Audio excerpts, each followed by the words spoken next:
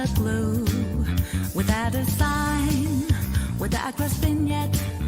The real question to be asked, where have I been?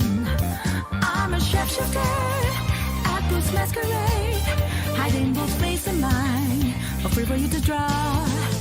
I'm a shapeshifter, what a should I be? Please don't take off my mask, revealing dark.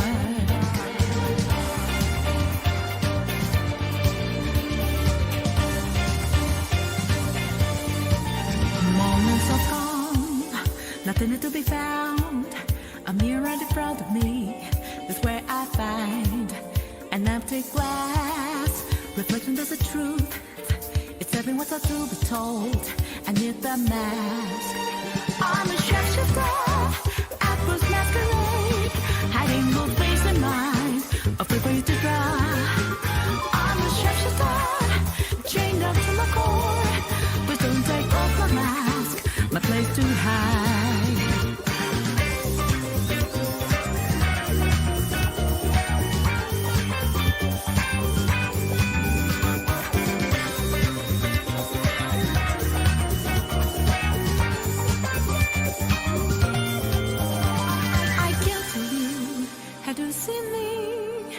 Just a cage of bones, there's nothing inside. When it always me, burning down the walls, is that a way for me to break? I'm a shapeshifter, Apple's masquerade, hiding both face and mind, afraid for you to draw. I'm a shapeshifter, have no face to show. Please don't take off my mask, my disguise.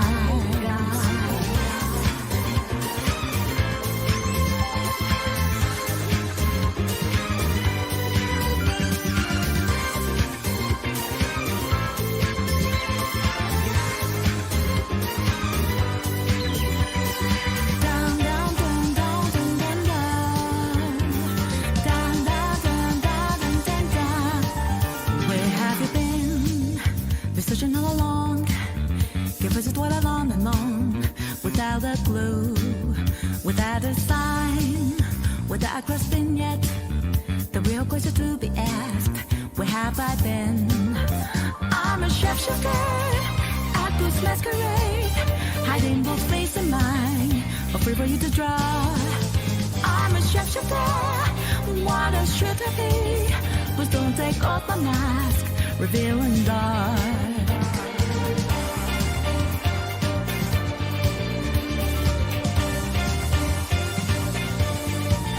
Moments of calm, nothing to be found. A mirror in front of me is where I find an empty glass, reflection that's the truth. It's every what's up to be told. I need the mask. I'm a shapeshifter, Apple's masquerade, hiding both face and mind, afraid for you to draw. I'm a shapeshifter, chained up to my core. Please don't take off my mask, my place to hide.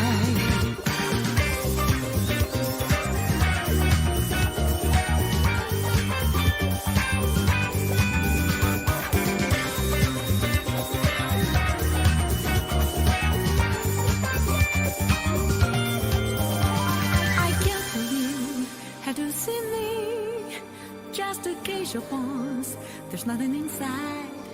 When it always me, burning down the walls, is that a way for me to break? I'm a shapeshifter, Apple's masquerade, hiding both face and mind, afraid for you to draw. I'm a shapeshifter, have no face to show. Please don't take off my mask, my disguise.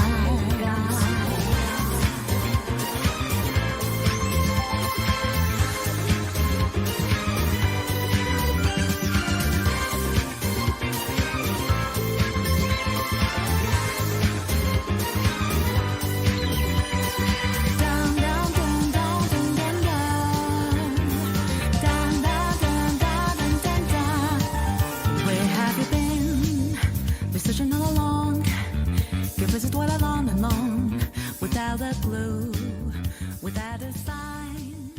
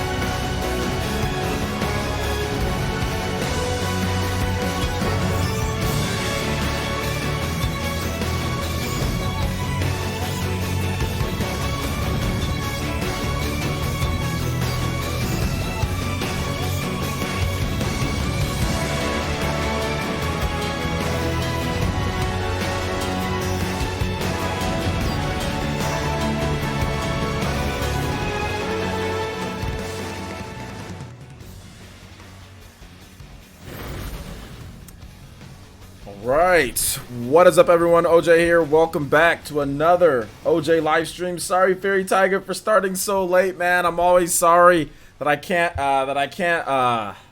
start certain times, man. It was just that I had a rough to be honest, man, I had a rough Sunday.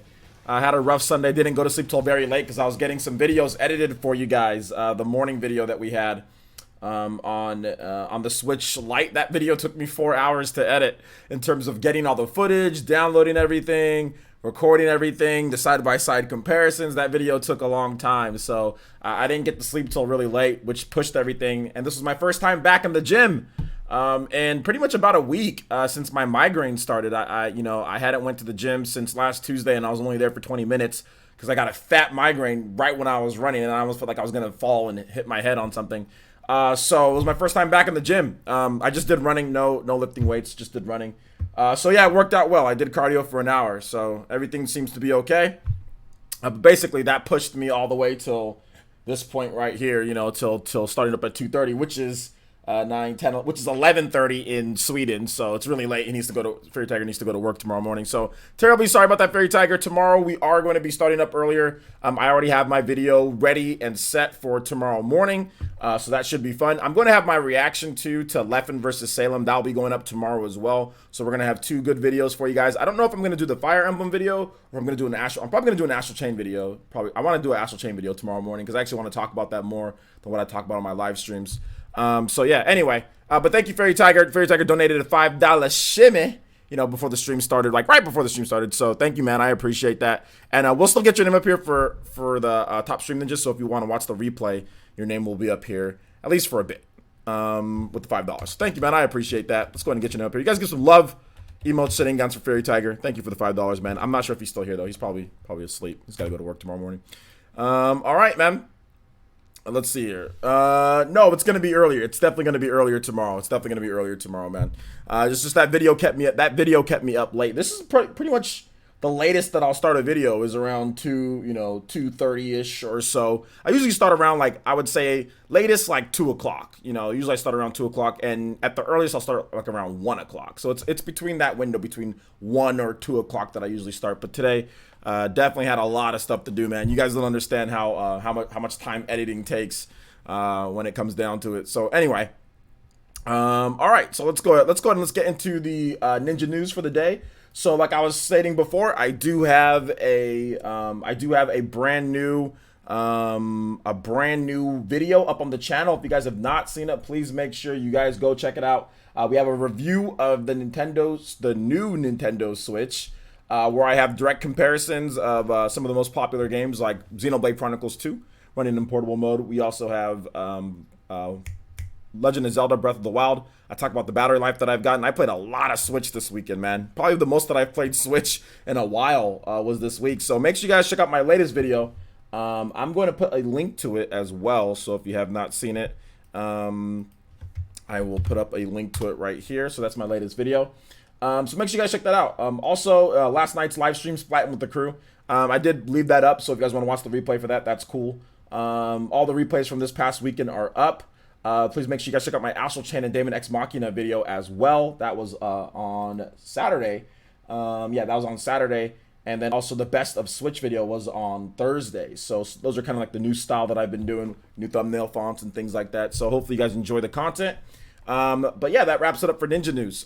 We do have, if you look at the top of the screen, we are still running our Astral Chain, or almost wraps it up for Ninja News. We are still running our Astral Chain giveaway. So that the winner will be picked next week on Friday. So you have till Friday to sign up Elite Ninja to have 3 times more likely to win, 3 times more entries for the Astral Chain digital code giveaway that is worldwide. And we also have, if we hit goals, we are going to be having some bonus streams during the gameplay sessions and stuff like that we do after the stream. So there will be some bonus sessions. We're doing Mario Kart, so if we do hit 150 today, we will have that bonus stream for Mario Kart. We are going to be playing Super Smash Brothers this week, and we are going to be playing Mario Kart again. Probably we're going to do Tuesday and Thursday for gameplay sessions. But if we do hit goals, we will fill in some more gameplay sessions with stuff. So we will have some extra stuff if we do fill it in. I am going to be ramping up production a little bit more, guys. So I won't be able to stream necessarily like 5 hours or, like I've been doing because I am ramping up production a little bit more. And I do want to start the streams earlier. That's the problem. Like when production gets late, when I stream really late, that means production gets put over later. So that means I go to sleep later, which means it delays everything for tomorrow. So yeah, I do kind of want to get things wrapped up a little bit sooner so we can get production of the videos and everything done on time. So then I can have streams on time. So yeah. Why would signing up via Elite membership be free? I don't understand that, Derpy Squirtle. Why would it be free? If you're signing up for a membership, why would it be free? All right, so doesn't even make sense. All right, so let's see here. Hold on to random questions towards the end, guys. I'm not answering random questions right away, so hold on to your random questions towards the end, and then I'll answer those. I'll answer those towards the end of the stream. All right, so let's go ahead and let's get into shout outs. So if you're here, you want me to say hi to you, feel free to say hi. I'll be more than happy to say hi back. Yo, Kenneth York with the subscription. Thank you so much, Kenneth. Welcome to the Elite Ninja Village. All right, so TH3 is here, man. Good to see you here as well. Anime J 2003 is here. What's up, man? John, what's up? How's it going? We'll talk about Astral Chain and all the promotions and stuff, guys. But yes, John. I'm on Twitter. I've seen anything that you guys have seen on Twitter. I follow Nintendo of America on Twitter, and I see what they see. I'm on Twitter all the time, obviously. So I mean, obviously, I've seen what they have. So yeah. Arash, that's why we're talking about it today. Don't worry, we'll get to it in just a bit, all right? Arash, what's good, man? Good to see you here. Dank Meme, what's up? Dior Wilson, what's good? Rodrigo, what's up? 901, the game, what's up, man? How's it going? Good to see you here. Wound Up Penguin, what's good? Wound Up Penguin, it is late in your neck of the woods. Illumidonkey, what's good? Gunslinger is here. Party Man is here. Lone Ken Star, what's up, man? J. Robert Smith, what's up? Gunmetal Otaku. Dank Meme, TY, Omega Chase, J2 Blue. Shout out to my boy J2 Blue's here. Everybody here. Some clams. All right. Sounds good, VC. Good stuff. Good to see you here as well. Let's see here. Start paying. Oh, Twitter's easy. That's what I like about Twitter is because it's super easy. Heck, I can tweet when I'm at the gym. Like when I'm doing my intervals, I'll just tweet when I'm at the gym. Like when I'm walking on the treadmill, I'll just send out a few tweets. Bam, go right back. Rilo, what's good, Rilo? All right. ASD, what's good, ASD? Red Enigma, what's up, man? Derpy Squirtle, what's good? Who else did I miss? Let me scroll back up. Gunslinger got him. Icy Boy is here. What's up, Icy Boy? Dante, what's up, man? Don G Gaming, Braxton, Golden Oracle, Daniel Adams. Good to see all you guys here. Dante as well is here. All right. I think I pretty much got everybody. Yeah, Braxton. All right. Yep. I think I got Evil X. What's up, man? And yeah, you are one of the very few people who would say that a Pro controller, which is a standard controller that's been used for, I don't know, like this base controller has been being used in gaming for like, I don't know, like 20 years or something like that. If you find a normal controller hard to use, I don't know what to tell you, but it's not aerodynamic. It's not like super complicated. It's just a regular controller. It's just the two controllers. You got buttons right here. You got a D-pad. I mean, I don't see how this could be hard to use compared to Joy-Cons. Like, I don't understand this logic from some people when they say stuff like that. It's literally a regular, normal controller. Like, I don't get it. This is a regular controller. I mean, we got regular. This is a regular controller. These are all regular. Where's my Xbox controller? These are all regular controllers that we've been using for decades. I don't understand how people can see it's hard or confusing. They're all regular controllers. If you can't adjust to a controller that looks like the PlayStation or Xbox or something, that's not on the controller. That's on you. I don't get it. Never understood this logic when people say that. I can't use an Xbox controller. I can't use a PlayStation controller. I can't use a... What? What's it? How can you not use a controller? They're standard controllers that people have been using for decades. That's on you. If you can't adapt to use a damn controller, a simple controller. These controllers aren't anything. I can't stand. It's not that I can't stand it. It's just weird as a gamer. Like, why would you admit that? You know what I'm saying? Like, why would you admit that? I don't get it. I'll never understand that type of talk. Shadow Price, what's good? Solo 17, what's up, man? Pro Jakin, what's good? Good to see all you guys here. The Tenkaichi dude, what's good? So like I said, then that's on you. You're not a good enough gamer then. If you can't adapt to a simple controller like then that's on you. Then that's on your skills. That's on your hand-eye coordination or your skills as a gamer. That's not on anybody else, because Joy-Cons are the most oblong, weird type of controllers that we've gotten. They're thin.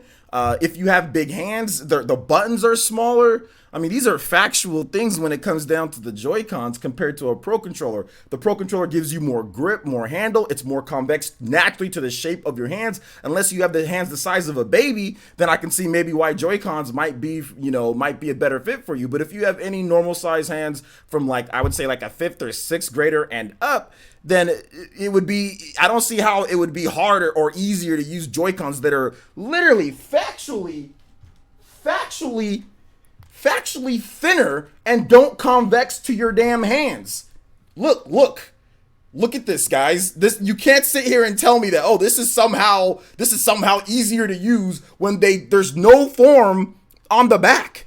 There's zero form. That's like saying a girl with a flat butt has butt. You know what I'm saying? No, she doesn't. It doesn't form to your hand. It's flat. This actually forms. There's shape. There's shape to it. It fits in your hands. How can this somehow be easier with this flat, you know what I'm saying? This flat surface, somehow it's easier when I can literally grip the whole thing and it almost disappears in my hand. You're kidding me, right? Like, do you have baby? You must have little child baby hands. It's gotta be that. There's no shape. There's zero shape. But then again, like I said, there's people out there that think, here's the two things that I'll never trust. I'll never trust politics in general, and I'll never trust three things that I won't trust.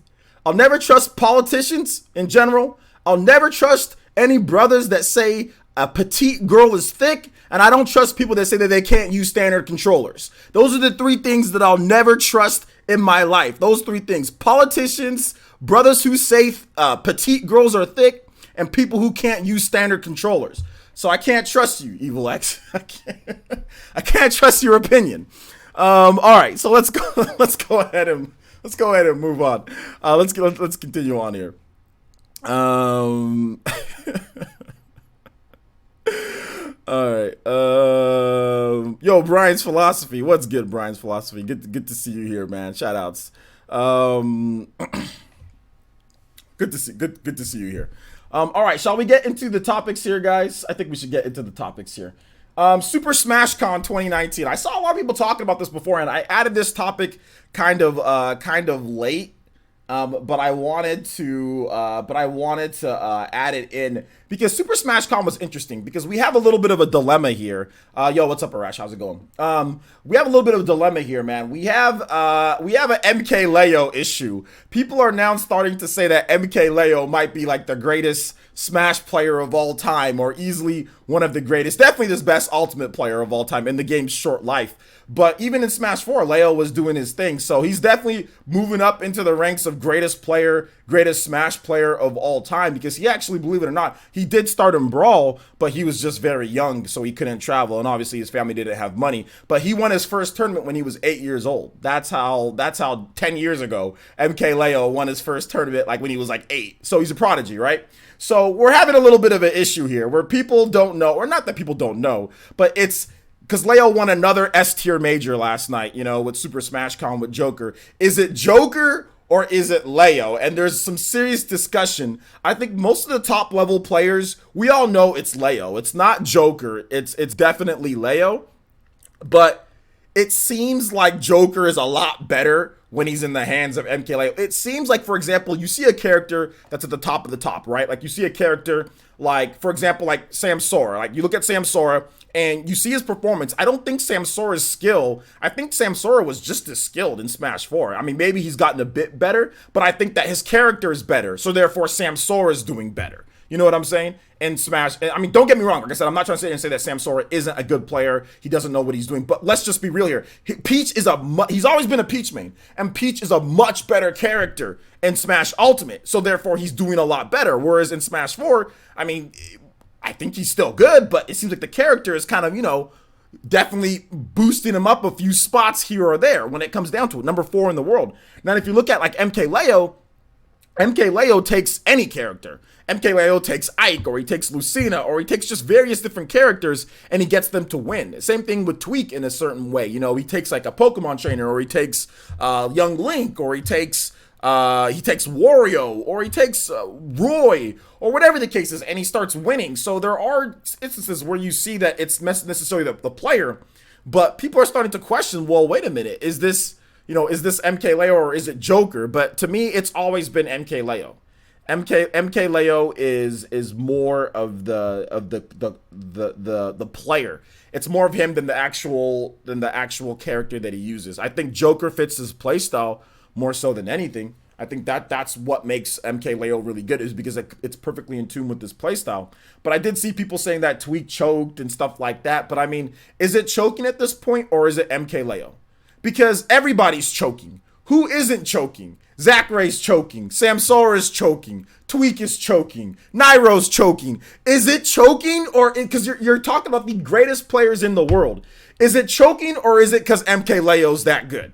Is it because MKLeo is clutch, or is it choking? Because choking is usually when you choke, it's like it's not often, right? Like, you don't constantly see chokes against one player over and over and over and over and over and over and over and over again. The problem that I have with just saying that it's choking, that's the easy way. But everybody's choking. Literally, like four or five people, everybody choked last night. So everybody choked against MKLeo? Is that the case? I don't think so. Like, a choke is like, it happens. It's anomaly. You know what I'm saying? Like, oh man, he choked that time. Like, all right, but his luck's going to run out later in the tournament. But I don't think you can chalk it up to choking when it happens like 5 times in one tournament. Is it not clutch factor? Is it not clutch gene? I think it might be clutch gene, man. I think that's really what it comes down to. I think it's a bit clutch. I'm not sure if it's choking, man, because I think it's the clutch gene. MKLeo just has it with Super Smash Con kind of just proved that, man. I mean, I think that's really what it comes down to. There's definitely more of a clutch element because everybody's choking. Literally, I'm not joking. Like, I can name 3 different sets that he had versus Samsora in the grand finals, right? Versus Tweak, right, in the losers finals, and also versus Nairo's in top 8. Nairo in top 8. That was 3 separate sets where they were up 2 stocks to 1 in a closeout situation, and they choked. That's not a choke. You can't, there's not 3 chokes in a row. Maybe individually one of them could be a choke or not, but after going back and kind of watching some of the sets, especially the Nairo set, it just happened. It just happened. Naturally, there's nothing that you can sit here and say, like, if you're up, you're not going to go over there and take a bunch of risks against MKLeo. You're going to play, you're going to try to get your hits, but he turns it up into this crazy phase when he's down. It's like some type of like Fire Emblem ability or like Pokemon ability. When you have less than 30% health, your mental fortitude, your special attack raises. Your mind raises by like by doubles or something like that. It's something crazy that he has. It's something crazy that he has. So yeah, I didn't watch the MKLeo interview afterwards. There was no need for me to watch the interview afterwards. But anyway, what are you guys' thoughts on this when it comes to Super Smash Con, MKLeo, the game itself, Super Smash Bros. Ultimate? I'd like to hear you guys' thoughts. Let me read off some of what you guys are saying here. Tisha says, being up 2 stocks to 1 isn't much of a choke, but being up 2 games to 0 is a choke. Well, the thing about it, though, is it's not 2 stocks to 1. Well, THD, you're separating two different things here, because you can have the same situation being up 2 stocks to 1 in a game 5 because you let them come back. So what you're saying is two separate things. We're not talking about individually choking in a 2 stocks to 1. We're talking about the overall thing in general, because that was what went down. But I don't think in every single situation that I talked about, it was the same thing. It was a game 5. It was 2 stocks to 1, and they were up 2-0. So what you're saying is that Nairo choked, Tweak choked, and Samsora all choked all in a row against Leo. I don't believe that. I don't believe that all of those 3 are chokes in a row, because what you're explaining right here, you're saying, oh, well, being up 2 stocks to 1 isn't much of a choke, so that's in any game, right? But being down 2-0 and then losing is a choke, and I think actually 4 people might have done. I'm not sure what the set with Zachary, but there was a set with Zachary. I'm not sure if that was 2-0, then he came back. But there was 3 separate ones against top 10 players, and there's no way I'm gonna sit here and say, oh yeah, all of them choked. There's got to be some.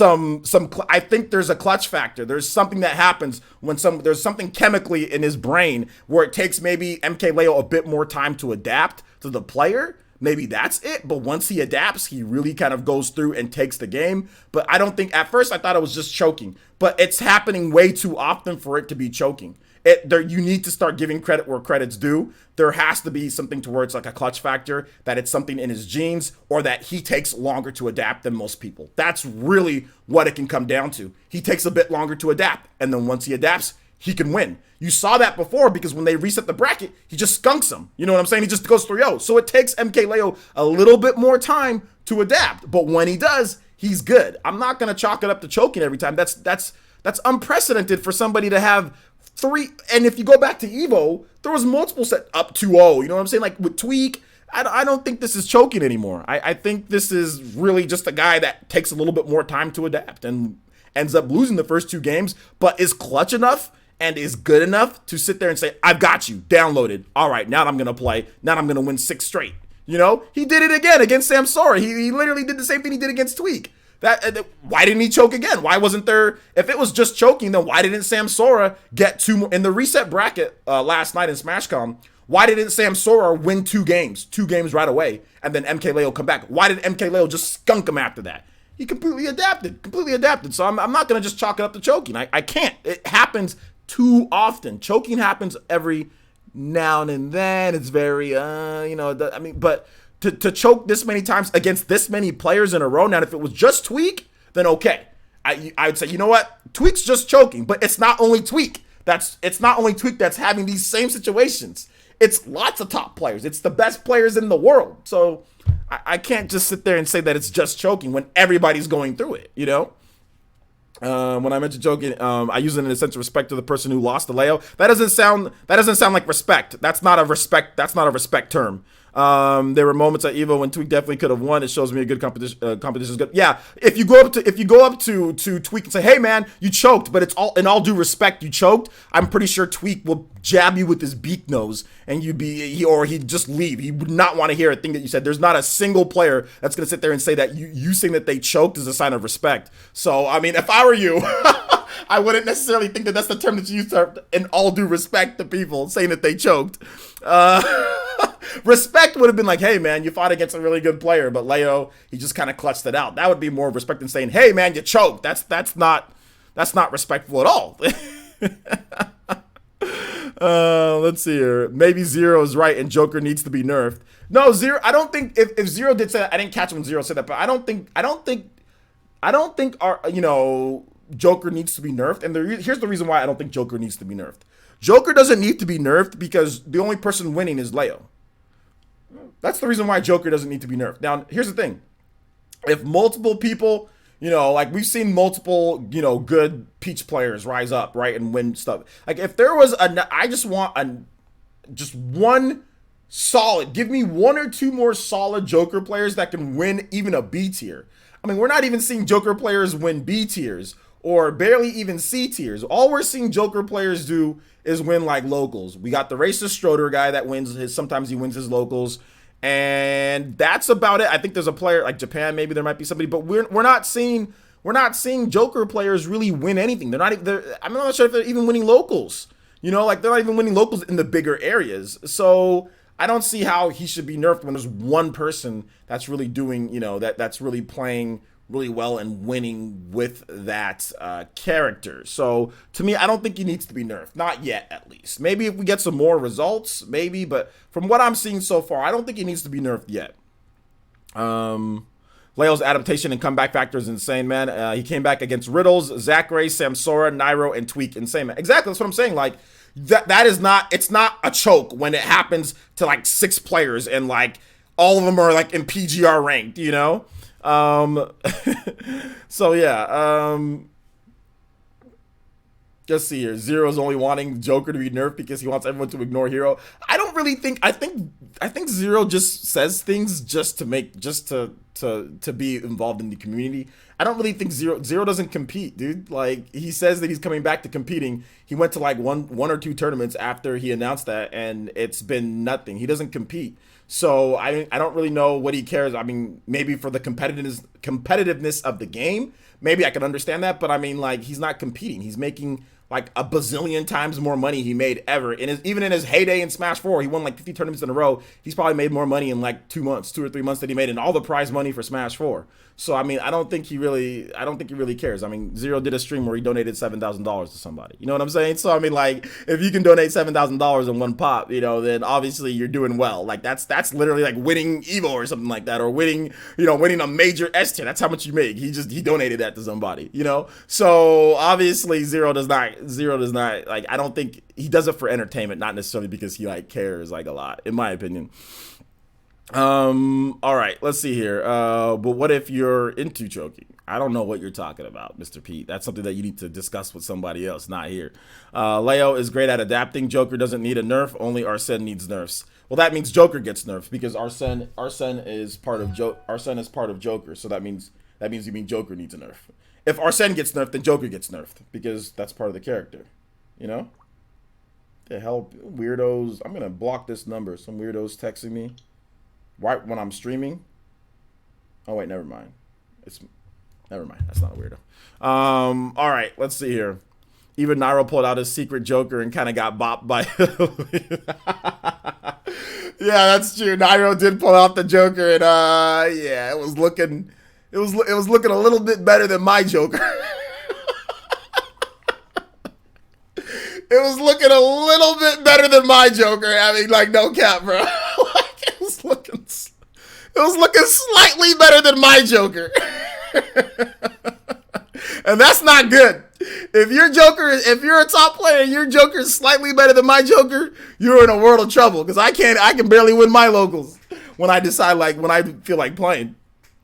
So that's not good. Oh man, dude. Let's see here. Yo, what's up, Rufus? Good to see you here, my man. Exactly, yeah. Zero just cares about the content creation and entertainment. I don't blame him, because look, now he doesn't have to worry about the stress of competing. He's losing weight. You know what I'm saying? Maybe, you know, he can kind of settle down a little bit with his is it girlfriend or fiance, whatever. You know, like, he can focus on other things. He can secure the bag. He can just do what he wants. He doesn't have to worry about competing. Being a professional Smash Bros. Player, it's so stressful. Like, because the money that you make, first of all, you're not guaranteed to make anything. And second of all, like, you have to train, and training is boring. Like, people don't want to watch you train for like 8 hours or 5 hours. Like, you gotta play Smash Brothers a lot to be really good. And like, people don't want to sit there and watch you play for that long, unless your stream is entertaining like Nairo. But like, nobody can pull off what Nairo does. Like, nobody wants to watch Mars play for like 8 hours or anything like that. Nobody wants to watch Tweak play for like 8 hours, and they don't want to do that either. They'd rather just train, you know, so they can be serious about it. So being a professional Smash Brothers player is a very difficult, and not a road that I would say to even like go down. Like, I tried to do it in Smash 4, and I'm like, you know, where I went to a couple, like, you know, went down to Los Angeles. I'm like, dude, this sucks, man. I don't want to do this. Like, you know, I was playing Smash for like 8 hours a day back in Smash 4. Like, I was really trying, and then like Sheik started getting nerfed, and like I was getting really good with Sheik. Like, I was getting super good, but then Sheik just started getting nerfed to oblivion, and I'm like, dude, like, Mr. R and Void can't even win majors with Sheik. I mean, how am I gonna do it when I have to go to work? I got a daughter, you know, I got a family, I gotta do all this other stuff, you know. Whereas they're professional Smash Brothers players, so I don't think that being a professional Smash Brothers player is all cracked up, you know, what it's cracked up to be. I mean, I think that if I was Zero, I'd do the same thing: make content, travel to tournaments every now and then, do some commentary, maybe enter a tournament or two, you know, but nothing too in depth, you know. Let's see here. Nairo's Ice Climbers beat my K. Rool in an online tourney the other day before SmashCon. Nairo can probably beat most of us. Nairo can probably beat all of us with every character in the game, though, so that's the thing. Hey, what's up, Charity? Good to see you here. What's up? Let's see here. I tried in Smash 4 too, did some minor competitions, winning a few locals, but that was really it. Yeah, it's tough. It's tough, man. Anyone noticed that OJ once hopped into the competitive Smash and Sheik got progressively worse? Once I hopped into Sheik, well, Sheik was bad in Brawl, and I played in tournaments in Brawl too. When I was in, because like Brawl came out when I was in college, when I was at Fresno State, and I played in some locals in Fresno, and I lost most of them. I won one with Sheik, which was people were like, what the hell? How do you win with Sheik? You know what I'm saying? But I did win one with Sheik, but I was mainly a Fox main. Fox and Wolf. Fox, Wolf, and Sheik.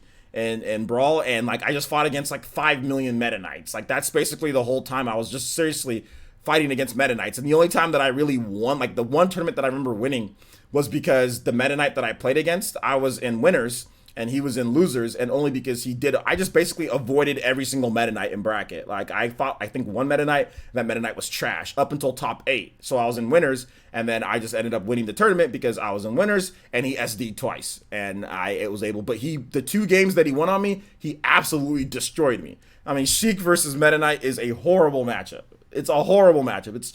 It's bad. I just get edge guarded to hell and back. And like I said, he SD'd twice, like messed up on his like shuttle loops and SD'd twice. So, I mean, like, it was tough for Brawl. You know, unless you're a Meta Knight main, then you could probably win. But there was a guy that was just Meta Knight all day, and he would just win almost every tournament that we had in Fresno. We picked up Fox. Fox is good. He's good. He's not bad. So Jetty says, it's a huge commitment to play competitively in Smash. I can't see myself in tournaments, even if I was serious. Yeah, it's tough, man. It's not something that's easy to do. You know, it's not something that's like super easy or something like that. Like you're gonna just be able to get into it. You know. So I'd rather just work for low income. Yeah, well, if you get into Smash tournaments, like you shouldn't want to do it because you want to, you know, because you think that you can make a bunch of money or anything. It should just be because it's for fun. And then if you end up getting good, then okay, you end up getting good, you know. But that's really just it. So yeah. But yeah, it is stressful. It is stressful. But if you're just playing for fun, then it's not really stressful. So if you just go to tournaments just to play, to have fun and see how good you are, or whatever the case is, then it's not really stressful. It's really not, you know. But if you're like somebody that's trying to play to actually be a pro, then yeah, you're gonna have some problems, you know. Then you're definitely gonna have some issues. So yeah. All right, so I think we can kind of move on to the next topic here. We're going to talk about some August games. So we recently had Sword Art Online Fatal Bullet come out for the Nintendo Switch. I haven't got a chance to check that one out, but I do plan on playing that one at some point, so that should be fun. We also have Oninaki coming out in, I think, next week. Oninaki drops next Thursday, so that's going to be pretty good. I'm going to go on Nintendo.com. There's actually more games dropping this August. There should be some good games. I think I want to do a video for August games. So let's see here. Let me look at the release list of games. I thought I already had it up, but I didn't. I didn't really have it up. Let's take a look. Available now. New releases. Okay. So let's see here. Oh, they're freaking doing. They're not doing this whole thing here. Yeah, I can't find the freaking release list. Hold up. Okay.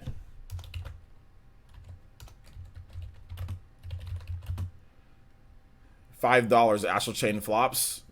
Let's do more. I bet you. How about let's do $100 that Astral Chain won't flop. Let's do $100 that Astral Chain won't flop. You seem confident.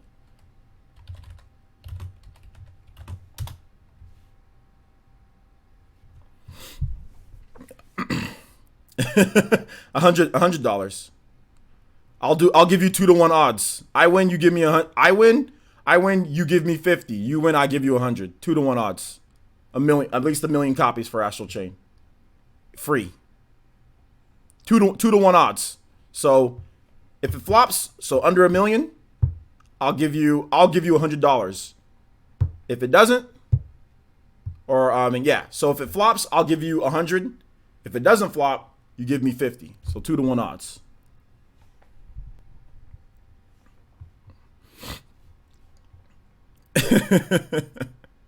Why so low if you're confident? If OJ wins, I see someone playing sexy jutsu. Hey, bro, I'm just saying.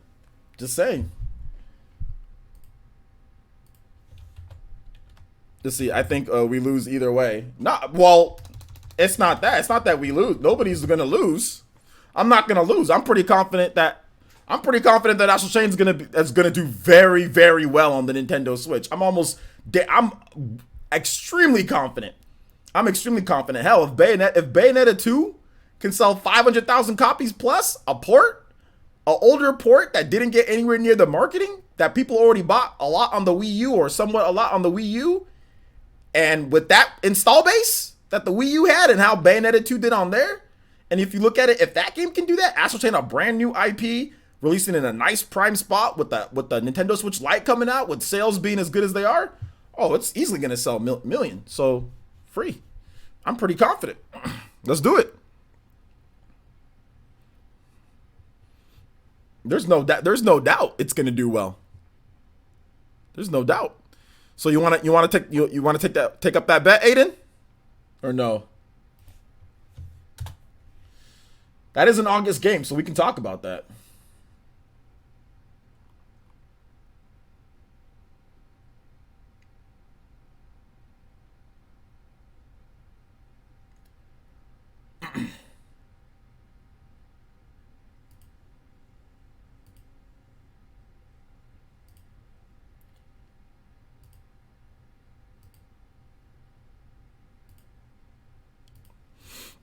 I personally believe Astral Chain is going to surpass 200,000 units sold worldwide.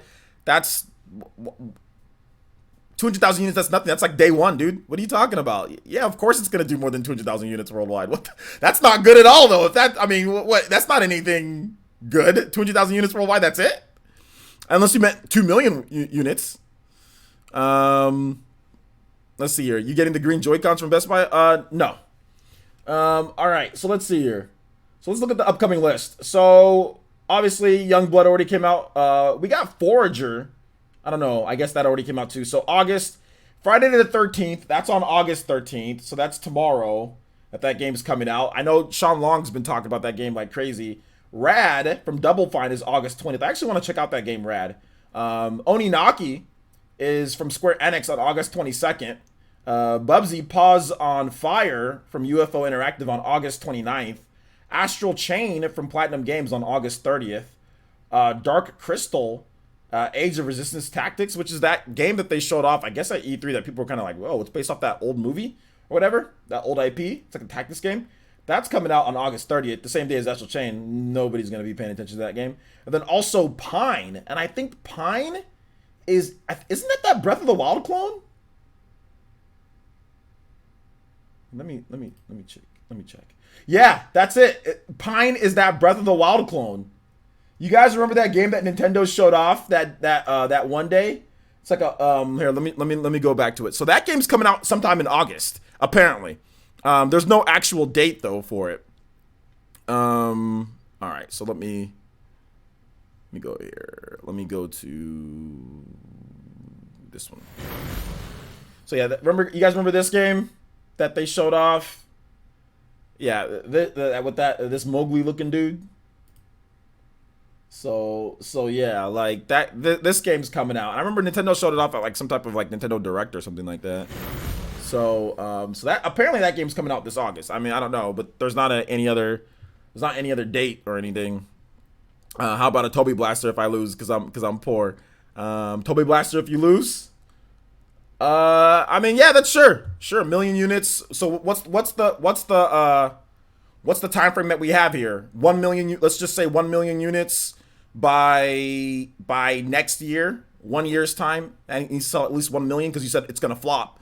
So 1 million units by next year's time. I mean, you got a 1 year. I think you should have $50 by next year. I mean, if it's a Toby Blaster, that means it'd be like, let's just say two $25 Toby Blasters. You know what I'm saying? Or Odama or Rasengan. So you should have 50.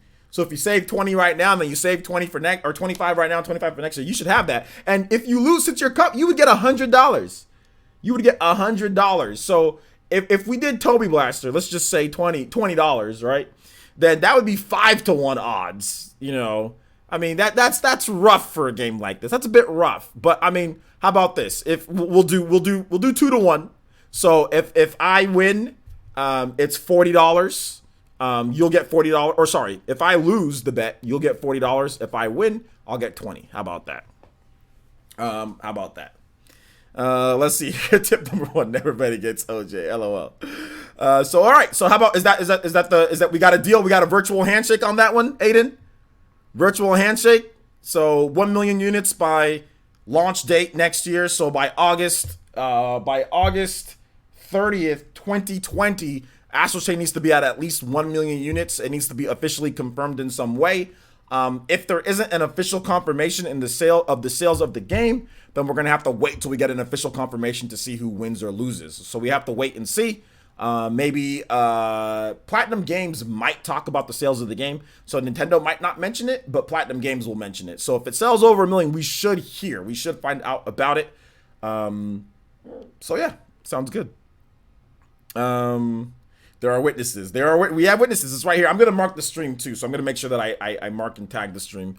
So yeah, we just talked about the bet, Peter. The bet is Astral Chain needs to sell at least 1 million units by this time next year. So by the launch date. So in 1 year's date, it needs to sell at least 1 million units. However, we might not get the sales of the game by then. We might not have any type of sales numbers that come out or anything. So we have to wait till there's an official sales briefing or after sales through August 30th, 2020 have been revealed. And then once we do that, then we can determine who won or who lost. So we're going to have to wait till we actually, at least until minimum August, till the sales go through. So there you go. Gentlemen's agreement. There we go. It's happening. It's all good. I remember the last time that I bet somebody about something like this when it comes to a game. And it didn't end up well for him. It was, do you guys remember the bet? I know Party Man and Chuba, you guys remember the bet. With the guy about Dragon Ball FighterZ. He was like, Dragon Ball FighterZ is not coming to the Nintendo Switch because, you know, I think it's something like it can't handle it or something like that.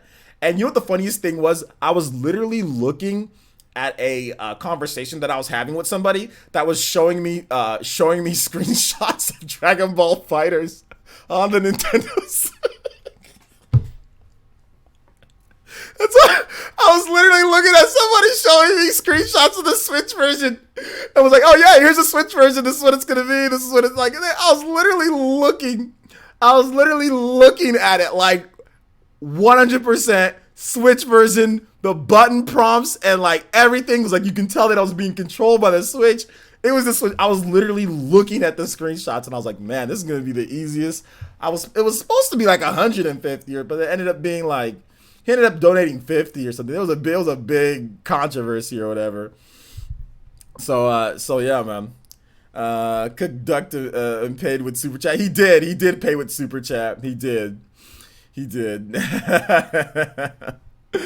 Let's see here. Yeah, my man. He had 0% chance. That's why I was trying to up it. At first, I was like 50. I was like, no, like 100. I was trying to up it. I was trying to up it because it was so funny. The person that sent me the pictures was watching my stream. He's like, dude, you're gonna like freaking roast this guy. He was like literally watching the stream and says, hey OJ, like I got these right here. And I was like, oh man, let me just go ahead and up this a little bit. I already knew it was coming, but that was like the 100%, 1 million% confirmation that I needed to really just bet any price against them, you know? So yeah. Yeah, I saw Aiden agreed. It's definitely gonna be, I'm gonna be $20. I'm gonna have $20 more. Next year, so it's gonna be a nice little Toby Blaster for the stream, so it should be good. He did pay me, but he paid me through super chat. He paid me $50. I could have sworn that it was $100 or $150 that we bet, but he paid me $50 through super chat, so I got what, $35 out of that. So I mean, I guess that's better than nothing, you know. $20 before Christmas. No, we didn't say Christmas. We said 1 year. He said it's gonna flop.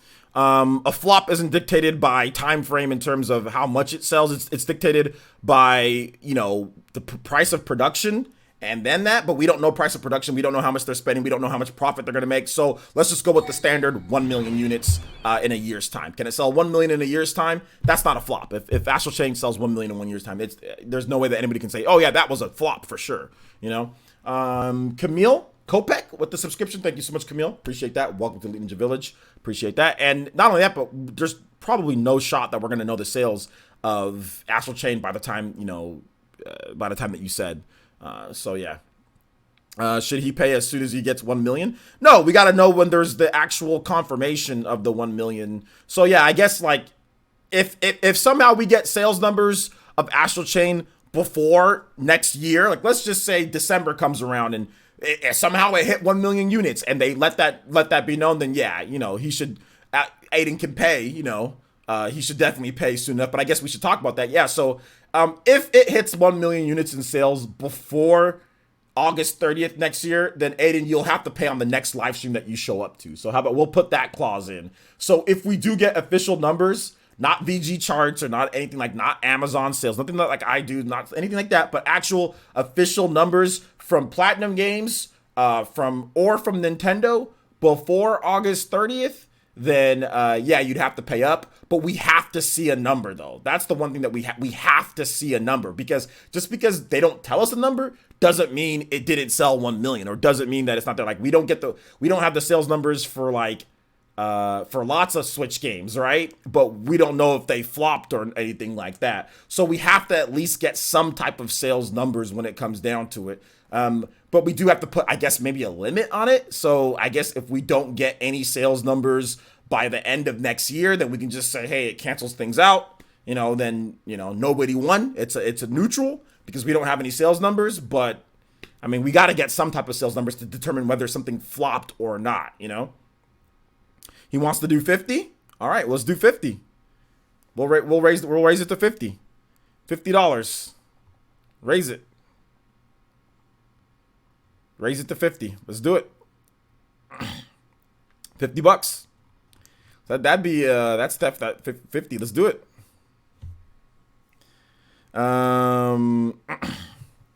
Let's do it. OJ using those clairvoyant sources, looking at that crystal ball. Hey, look, man. Hey, look. I know what Platinum Games can do. I know the sales numbers of where their games usually reach. I know the popularity of the Switch.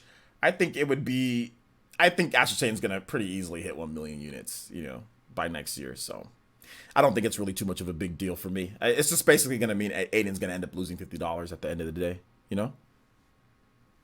That's really what it comes down to. Major exclusive by acclaimed developer. Yeah, 1 million is obvious. Yeah, exactly. So basically, it's a free $50 donation. At this point. So I appreciate that, Aiden. Let's see here. You should have done 1 million over the first 3 months. Yeah, that's a bet that I wouldn't make. But even if there's no way that we're going to be able to know, I highly doubt that we're going to learn that type of information. In terms of things, I highly doubt that we're going to learn.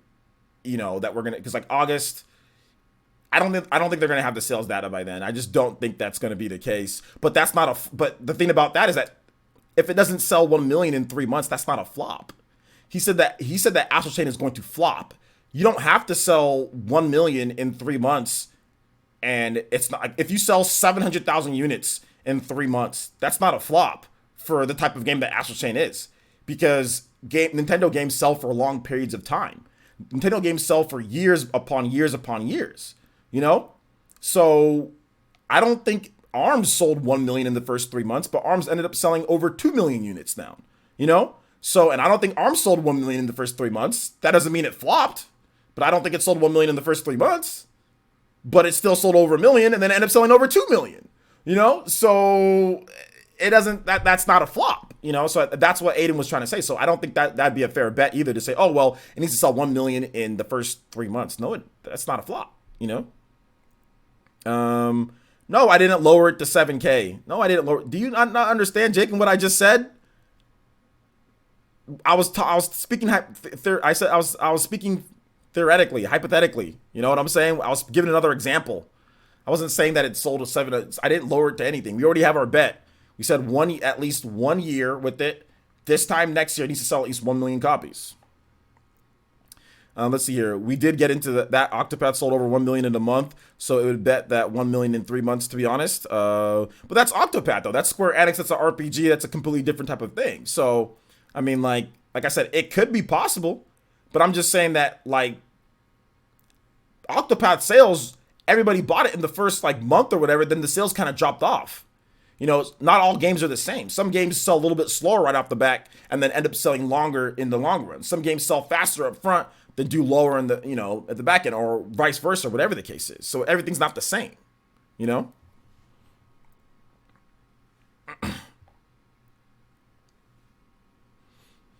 Let's see here. We did. Let's see here. But yeah, that's also Square Enix too. I mean, from what I understand, Platinum Games, they don't always release the sales numbers of stuff right away. They did for Nier, but that's because it's also with Square Enix though too. So yeah. Let me read Aiden's message. 700K in a year, voice. You're not actually trying to lower it, are you? You're not actually trying to lower it. Aiden, I think you just want to do it. At this point, it's Clout Boys right now at this point. I think you're just if you're not actually wanting to lower it to 700K. I hope not. That'd make things even worse for you.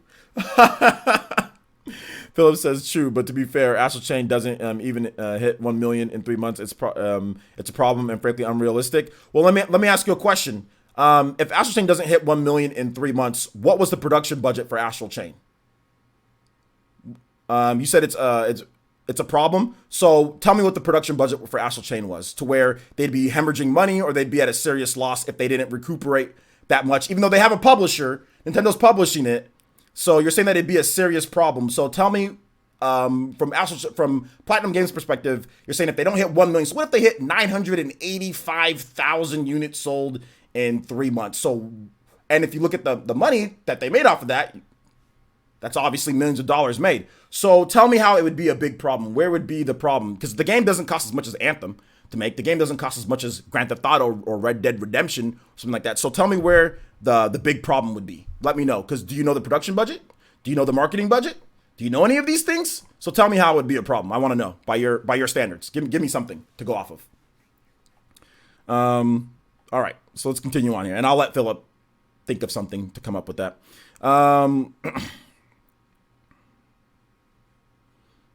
Yo, what's up, P10? How's it going? Let him lower it to... Okay, Aiden, if you want to lower it to 700K, feel free. 700K in 1 year? Fine. Deal. Deal.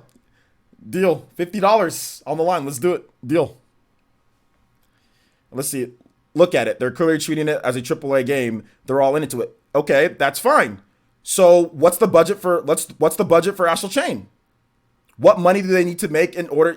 All AAA games don't cost the same. I can guarantee you Super Mario Odyssey doesn't cost as much as Red Dead Redemption. I guarantee you they needed to sell way more copies of Red Dead Redemption than Super Mario Odyssey to make a profit or whatever the case is. It's not just like some type of fabricated 1 million in 3 months or we're not doing well. So tell me what the budget is. Tell me why they'd be in so much trouble. Tell me what if they sold 900K in the first 3 months? Would they're in trouble? Tell me why they'd be in trouble. You're saying it's AAA. Well, what's the budget?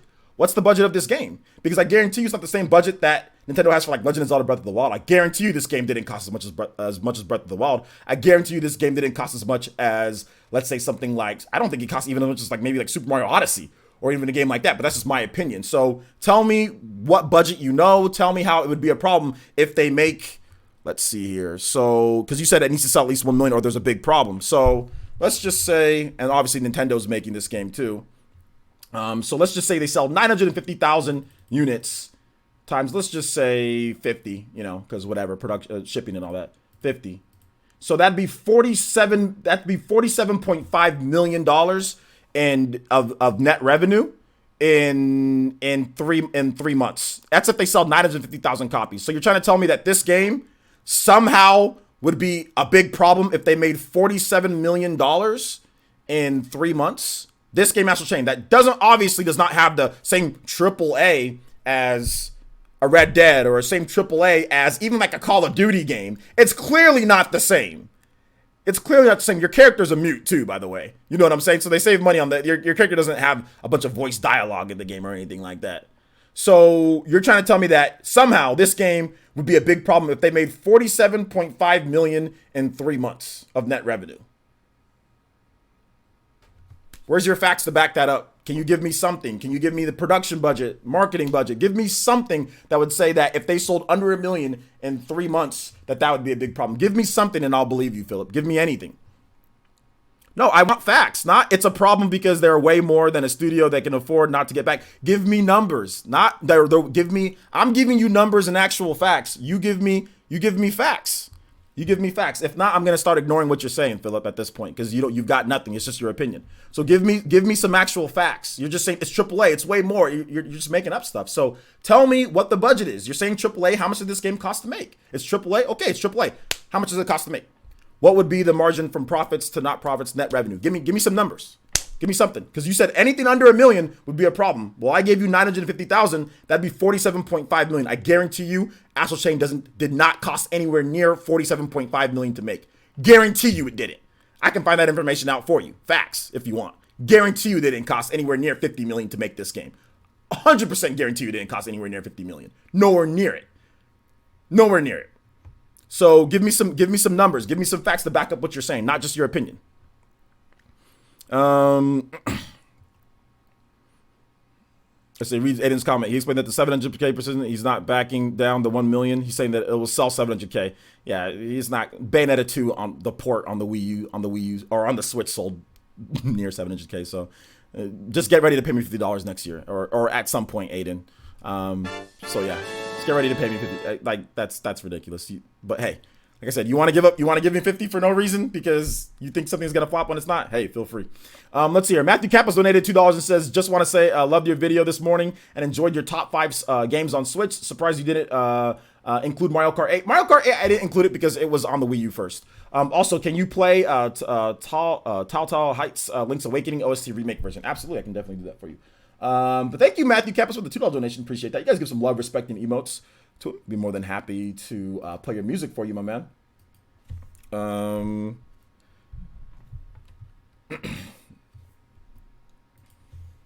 700k, that's absolutely ridiculous. If Bayonetta, the port from the Wii U version, sold nearly that, sold 500,000, like there's no way Astral Chain sells 700k. That's ridiculous. In a year's time, that's absolutely ridiculous.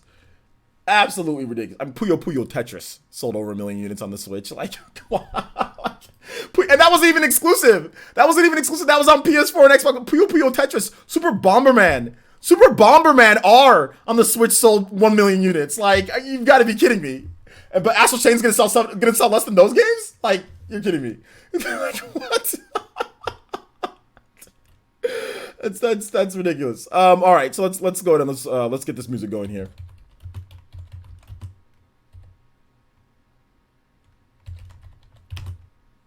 Tall Heights, Link's Awakening.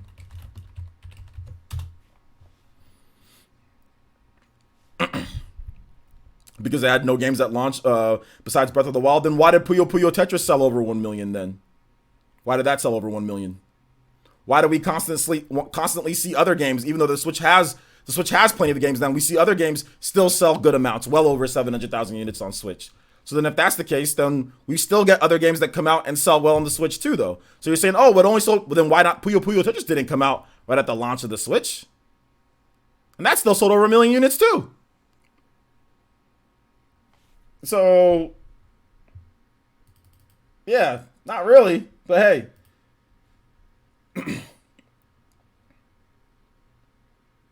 All right.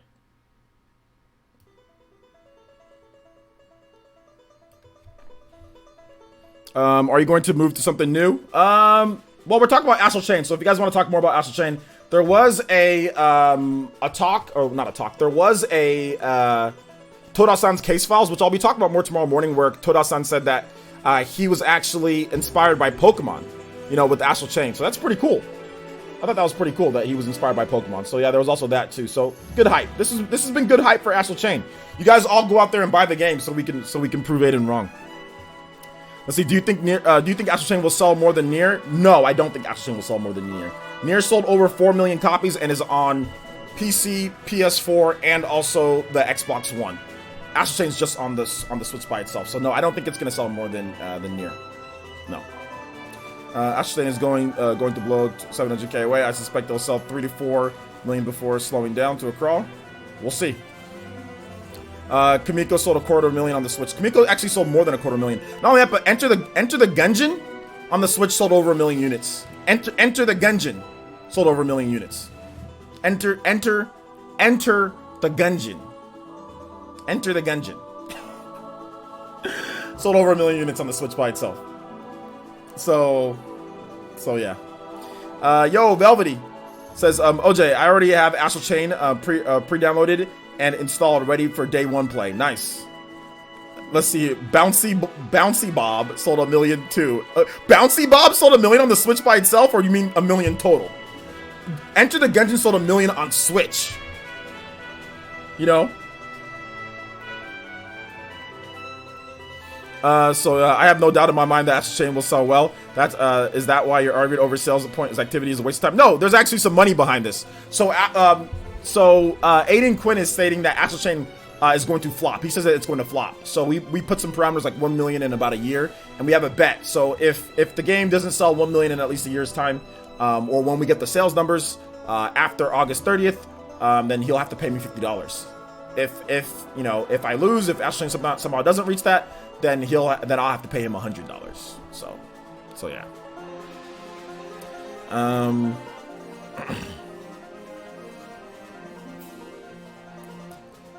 Let's see here. But no, shout outs to Velvet. I'm glad that you already pre-downloaded the game. I'm really looking forward to it myself. I'm looking forward to playing it. I think I'm gonna pre-download it myself too, just so I can have it on, so I can easily transfer it to multiple different ones, like multiple different systems that I have here. But I'll buy it physical. But I'll probably get a review code from Nintendo, so I'll buy it physical myself, keep it sealed up, and then also buy a digital copy. I do like buying digital copies for that, but I also buy a physical copy too, though, guys. I also buy a physical copy. Jazz with the subscription. Thank you so much, man. Appreciate that. Welcome. Welcome. Yes, definitely Rep Etika, Velvety. Only one timeout on Crystal, please. Only one timeout on Crystal. No more. Don't pile on. Let's see. Everyone I know is sick of me telling them to get this game. If it flops, I'll be shocked. So far, nothing could go wrong. I mean, it's people are just saying nothing but praise for the game right now. Like Astral Chain is getting like some of the most ridiculous hype for it. So I mean, I think it's going to do really well. I don't really think it's going to, do bad or anything like that. I think it's actually going to do really well. So I'm looking forward to it. Let's see here. To be fair though, Switch owners actually buy games, points to buy 60 games for the Switch, and the fact that it's exclusive, it's going to give people even more incentive to buy it. Exactly, that's the truth. Exactly. Tamara Jones with the subscription too. Thank you so much. Welcome to the Elite Ninja Village of PlayerEssence. I mean, chat, please welcome Tamara Jones. And if you're somebody new that's watching and you're not subscribed yet, make sure you hit that subscribe button. I do live streams pretty much every single day, and I do edited content every single day on the channel too. So videos every single day, live streams every single day, and interaction every single day, pretty much. Let's see here. Jacob Wilson says, I just pre-downloaded 2 copies for myself and my wife. We're super stoked to play it. Your videos keep the hype train going. Thank you, Jacob Wilson. I appreciate that. Yeah, man. I'm actually really looking forward to making more Astral Chain videos. That's why I think I'm going to delay my combat video of Fire Emblem. I have it ready to go, but I'm just going to delay it. I think I'm going to do an Astral Chain video tonight. So I'll do a nice Astral Chain video behind in my bookshelf and everything, and talk about what Mr. Tura-san had to say, talk about what I'm excited for with the game, and just a little bit more. Kind of keep the hype going. With Astral Chain, talking about different stuff. So I might do like Astral Chain and another game. I might, combine it with another game, but we'll see. All right, let's see here. I have not talked about Falcom because I don't really care about Falcom, but I guess I got to report on that at some point. But I mean, I'll talk about it at some point, or if you want, ask me a question later. All right, let's go ahead and move on to the next topic here, guys. That's enough Astral Chain hype. We're going to move on to the next thing here. We're going to talk more about the new Switch. So if you have not seen my video on the new Switch, please make sure you check it out. It's actually behind me. You guys can see it right over there. There it is, right there. Yeah, I did a lot of testing with the new Switch, and it's pretty much the same. If you haven't seen my video, make sure you check out my video on it. I don't think if you already have a Switch and you play docked most of the time, I don't think it's really worth the upgrade, going out there and getting another one. I don't think it changes enough stuff. I didn't really see a lot of improvements or anything like that. There's 2 big things with the new Switch, which I talked about in my video, and you can watch that video to get more elaboration on it. The big things are the battery life, and then also downloading games. So if you're really a portable gamer, I think that's really what it comes down to. If you're somebody who likes to just play the game portable and you don't want like a battery clip or something to kind of add on to the weight, if you like the lightweight of the Switch, you like, playing with the Joy-Cons or playing in a grip. That's another problem, I guess, with the clips is that it doesn't fit. If you have if you have a battery clip on there, it won't fit in the satisfied grip. And many people who play the Switch portably have those satisfied grips, or they have grips. And if you have a battery clip on there, it just won't fit because it'll be too bulky. So if you're somebody that likes to play a lot portable and you want that extra battery time and you use like a grip or something like that, then I would say that, yeah, the new Switch is be a good option for you. But if you're somebody that already has a Switch, you know, I don't think there's really any reason for you to go out there and buy another one. Unless you want another one, unless you want to give one to your daughter or your son or your wife or your brother or sister or mom or whatever the case is. So if you're looking for another Switch, you know, and give away one, then yeah, that's a good option, right? Or if your Switch is broken or cracked or you just want to get a new one, then yeah, obviously you get a new one. But we're talking about people that, like, you know, looking to upgrade, then no. I mean, unless, like I said, you play portable a lot. That's the only reason why I would say. If you play portable a lot and you don't want to add any type of bulk to your Switch, you want it to be as light as possible, then that's that. And especially if you play with the grip. I mean, which to me is the ideal way to play. If you're playing portable mode, like I said, the Joy-Cons just, they don't shape to your hands. So having a grip is a better to play portable, in my opinion. But that's just me. But anyway, let's see here. I hate Falcom. They're a bunch of scrubs. They are kind of scrubby, but it is what it is. All right, so let's go ahead and let's move into Q&A. So if you guys have questions, I have answers for you guys. We got a good 45 minutes of Q&A or so. Like I said, I really need to get production going on some of the stuff, but we'll see. We'll see when we finish off here. We might do a little bit of extra gaming. We might not. Just depends. All right, so let's see here. So Q&A. If you guys have a question, please just tag me at PlayerEssence, #PlayerEssence. I'll be more than happy to answer your questions. Yeah, you have been keeping me hyped for Astral Chain. Definitely. I want to do another video. Tuda-san's case files and also what he had to say about Pokemon. I think I've missed the last two case files. I think I've missed the last two. So I think I want to go over those. Then I want to go over the what's it called? The whole Pokemon thing. And then also, I might even talk about the sales numbers, the sales potential and all that. I might even talk about that too, since we got a little deal going. So maybe I'll talk about that in a video too. Who's your least favorite character in Fire Emblem Three Houses? Probably Bernadetta. I understand why she is. Like, I don't know spoilers. I understand why she acts the way she acts, but she can be kind of annoying at times. Let's see here. If that bet was for Daemon X Machina instead of Astral Chain, then I would consider it being unreasonable. If it was for Daemon X Machina, that's definitely something. Daemon X Machina might not hit like 1 million units in like a year. So yeah, I wouldn't make that bet. Let's see here. Player says, OJ, will they have a character gender choice and customization in Astral Chain? Will be able to the main character like in Fatal Bullet? Yeah, there is customization in Astral Chain. Yes, so you will be able to pick between male or female, and you can customize skin color, hair, all of that. And there are going to be different outfits that you can wear too. You don't have to wear the standard police outfit. There are different outfits as well. Let's see here. J2 Blue says, I actually play half in docked and half in portable. Other than the better battery life, I don't really see any reason for me to get it. Yeah, that's pretty much it. Which one of your Switch consoles do you play the most often? Which one? I would probably say my work Switch, so that's my Super Smash Brothers Switch because it's inside here and I stream a lot. But recently I've been playing my new Switch a lot because I've been recording all my gameplay footage for Fire Emblem Three Houses in the living room. So I guess recently I've been playing more of my casual on my own time Switch, but my work Switch gets a lot of work because it's my work Switch, right? That's what I do for all my streams and everything like that. So Shadow King says, the fact that Hilda is locked out from standard interaction, the Black Eagle's path is a glitch, or was it designed that way? Locked out from standard interaction? I'm not really sure, to be honest. I don't have Hilda, so. VC says, the whole stream kind of cancel you, but I'm here to remember that. Hold up, the whole stream trying to cancel you, but I'm here for you, bro. Remember that. What do you mean the whole stream tried to cancel? What are you talking about, VC? Oh, because of Bernadetta? Oh, because of that? Oh, okay. Whatever, that's fine. You guys think Bernadetta is funny? If you guys like her, that's fine. You like her. I don't care. Sure, Bernie has a tad over the tournament, but she's so cute. So damn Nintendo picked the perfect VA for her. I mean, I mean, like when I say I like the least, I mean, it's not like I freaking hate her. I don't hate her. It's just like the least. I mean, to be honest, like, who's the Ferdinand? I don't really like him that much either. I just picked somebody off the top of my head. It's not like I scientifically wrote this down or I hate any. I don't really hate any of them. All the characters in the game are cool. But like Ferdinand isn't all that. Like Ferdinand, Bernadetta, either one. I mean, they're alright. It's nothing crazy.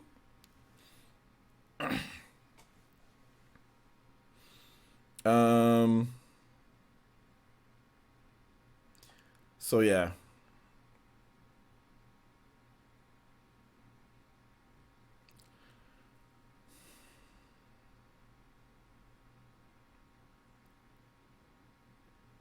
Yeah, no spoilers in the chat, please, here, guys. No spoilers.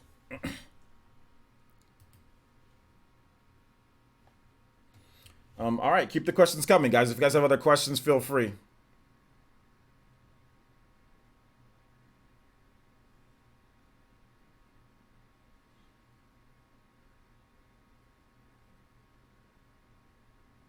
Are you guys just gonna continue talking about who's the best girl, waifu baits, and all this other stuff like that? Anybody has questions, let me know. Until then, I'm just gonna wait. I'm gonna sit here and wait because we still got a number of minutes. So.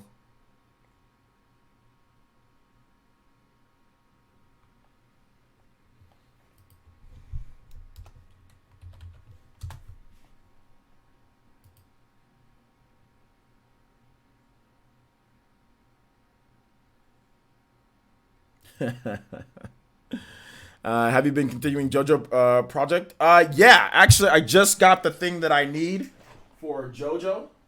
PS3 doesn't. Thank you for asking a normal question instead of blabbering on about freaking Fire Emblem. Dank meme. I just got this. PS3 doesn't allow you. It's encrypted, so it doesn't allow you to hook it up to capture cards. So this HDMI splitter will be able to let me hook it up to my capture card. So now I'll be able to continue on with the JoJo project. I did play a bit of it, although there's some issues with the licensing. I had to make a new PSN account for me to even play it, because for some reason they're saying that I have too many PS3s activated, which I think it's PS4s, but I'm using the same account from my PS4 to my PS3, so it makes it confusing. But anyway, yeah, I got this. So we should be starting JoJo pretty soon here. I'm going to do a nice little series on JoJo, the gameplay, so it should be fun. What game are you looking forward to next year? Oh, Trials of Mana. The game that I'm looking forward to the most next year is easily Trials of Mana. That we know about, Trials of Mana, 100%. Omega Chase says, you said something is different about Astral Chain not having dodging mechanics like Bayonetta. Do you remember what you said, and can you elaborate? Well, the dodging mechanics doesn't have dodge offset. That's what I said, dodge offset. You still have dodging in the game to where you can dodge, but obviously there's no like witch time like that. But basically what dodge offsetting is that dodge offsetting, at least I don't know if there's dodge offsetting in the game, is when you do a combo, and in the middle of the combo, like let's say the combo is BBA for the combo, right? And let's just say you do BB and then you know that you're going to get hit. You can hold down the second B. You can press the dodge button. And then after you're done dodging, you can finish off that combo. That's called a dodge offset. So you're offsetting the combo and continuing it later. After your dodge, you get your witch time. That actually gives you more points and more style or whatever the case is. It actually gets you better rankings when you do dodge offsets in Bayonetta. So what I'm saying is that games that do dodge offsetting to where you need that precision, definitely 60 frames per second is ideal. But for a game like Astral Chain, that to where I don't think there's not dodge offsetting. There's obviously different types of combat. It doesn't have the type of fluid combat, or in terms of like stylistic combat, like where you're going up into the air and you're doing crazy air combos and you're pressing all these buttons like a Devil May Cry, like the old school God of War, like Bayonetta. It doesn't have that, right? So since it doesn't have that, you're not necessarily going to need it to be like 60 frames like Bayonetta is. Even though the first Bayonetta game, it targeted 60 frames per second on the Xbox 360, but it rarely ever was consistent 60 frames per second, So yeah. All right. Let's continue on. We got a lot of questions now. Okay. J. Robert Smith says, how do you think the difficulty of Astral Chain will compare to Bayonetta? I mean, it's hard to tell, but it should be right around the same. Karen Buckley says, can you see Oninaki doing better on Switch than PS4? Yeah, probably. Better on Switch. Matthew Campbell says, what are your sales predictions lifetime for Astral Chain? I predict 2.5 million units. I'm going to go ahead and predict right around the same there, 2.5 to 3 million. Do you know, that's a spoiler, no spoilers about Fire Emblem. Jay Davies says, how well do you think Astral Chain will do in sales? Okay, I already answered that. J2 Blue says, did you hear about Alana Pierce finding out about Death Stranding not being a PS4 exclusive? Apparently it was known for a while, but it wasn't widespread news. Yeah, it was already known that it was going to come to PC. I think they actually wrote it down. There was like a website. I think Blandrew posted that on Twitter that it was actually, they said that it's going to go to PC too, but I think it's going to be timed. But you know, I don't really listen to what Alana Pierce has to say. There's no reason for me to listen to what she has to say. Mr. Pete, I don't know her. She doesn't know me, so I don't care what she has to say. Mr. Pete says, I think you can disable HDCP with a hacked PS3. Well, yeah, but my PS3 is not hacked. Aiden Quinn says, shout outs to my boss, who's a longtime friend of mine who dropped in on the live stream as I made that bet at work. Are you in trouble? So you're not in trouble, right? You got any videos planned for Zelda, Link's Awakening, or Pokemon Sword and Shield? Absolutely, of course. Let's see here. Crystal Kite says, how do you feel if Nintendo continues remaking old games like Link's Awakening? I'd be down for remaking old Zeldas. Let's see here. North Station says, you are an inspiration. Watch you quite a bit shy asking this question, but what's the best way for me to grow my channel? Best way for you to grow your channel is be consistent and talk about stuff that people want to hear about. VC says, what game do you think will flop on the Switch in September? There's a lot of game releasing that month. Honestly, one game is going to flop. I don't think there's going to be really any flops per se, considering that they're all varying budgets and what they're going to do. So I don't think there's really going to be any flops. People use flop too casually in the gaming industry.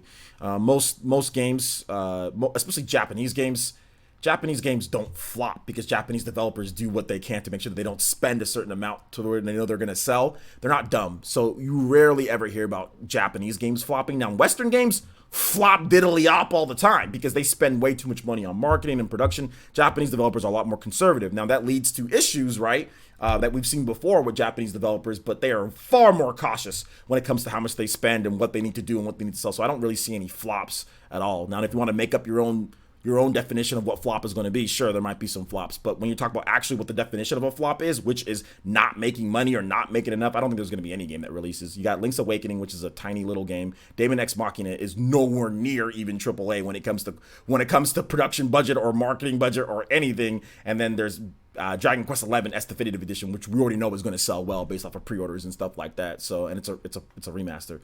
So yeah, I don't really see anything flopping. Do you have platinum games dodge off? Do all platinum games have dodge offset? No, it's unique to Bayonetta. Let's see here. I'm waiting for AI the Summoning Files. AI Summoning Files. That is that a September game? I think that is a September game. I think, isn't it? So yeah. All right. Let's see if did I miss any questions? Yo, Flip999. What's up, my boy? Good to see you here. What's up, man? But thank you, North Station. I appreciate the comment, dude. Keep the questions coming, though, guys.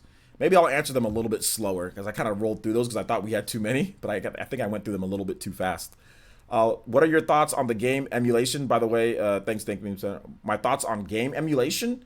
I mean, I'm not a big fan of game emulation, but I mean, I know it's happening, but I don't really do it myself or anything like that. No, I'm not in trouble, but she said you really want to give him money, huh? Nice. Yeah, man. Dude, Aiden, man, I appreciate it. Aiden, you should just do a down payment right now so it softens the blow. You should just do 25 right now and get your name up as top stream ninja, and then, and then next year you hit me with the other 25 when it happens. If it doesn't, then I'll pay you back 125. You know what I'm saying? So I'll just pay you back 125 if it doesn't. But you should just soften the blow now. You know what I'm saying? Because we all know what's gonna happen. We all know this. You're gonna lose this bet. You should just do the down payment right now. Let's see here. When would you stream games like Smash, Mario Kart 8, etc.? I stream those all the time. We streamed Smash just last week. Mario Kart, I think we streamed about a week and a half ago or so. So look out for, just have notifications on it. But we stream Smash and all that all the time.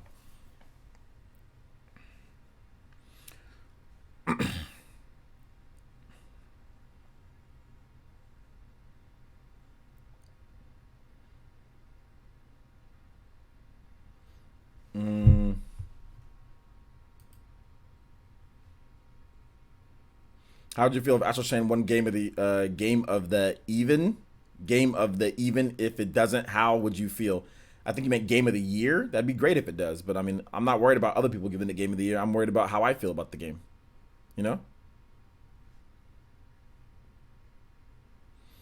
worried about how I feel about the game. So that's it.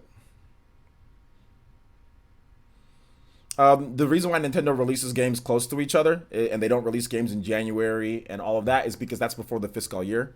There's no point in piling on top of the after you've already had a good holiday in fiscal year games that won't count towards the next fiscal year. And games historically don't sell as good, anywhere near as good in the first half than they do in the second half, even if you have a lot of games that you're releasing. So that's the reason why, if you want me to be completely honest. And another thing is that some of those games just aren't ready. Dragon Quest XI S wasn't ready. Some of those games that were coming out in September, they just weren't ready. So you can't release a game when it's not ready. Not all of them were ready. It's really just like release schedule. It's not like Nintendo's like, oh, let's hold on to Dragon Quest all the way till September. Let's hold on to Luigi October. Let's hold on all the way. It's not like they're sitting on these games for like 10 years or like for like multiple years. You know what I'm saying? So a lot of people are saying, oh, well, they didn't spread it out. Dude, it wasn't ready. the game wasn't ready in January or May or March or whatever. It wasn't ready. So I mean, I don't know what you guys are expecting when it comes to game development. Games are ready when they're ready, but they're not going to push the game up 5 months of development time or whatever time it is because you want a game in March instead of having a game in September, or games in September. They're going to release them around the time that they're ready, around the time that they're ready, they're going to release them. But guarantee you, a lot of these games weren't done earlier in the year. So if they're not done, then how do you release them if they're not done? Do you know of any pre-order bonus, gift orders for standard edition of Astral Chain in the US? Pre-order bonuses or anything? Nothing yet that I know of, Illumidonkey. Nothing yet. Whatever happened to Shin Megami Tensei 5, nothing happened to it. They're still working on it. Don't worry. Just because you don't hear about it every single day or every other single day doesn't mean that it's not in development. Have you played Freedom Planet? Freedom Planet, that's like the Sonic clone game. Yeah, I've played it. Yeah, it's a cool game. It's cool. Juice Man. Yo, shout out to Juice Man Vaughn. What's up, dude? Yeah, I've played it. It's cool. It's a good game.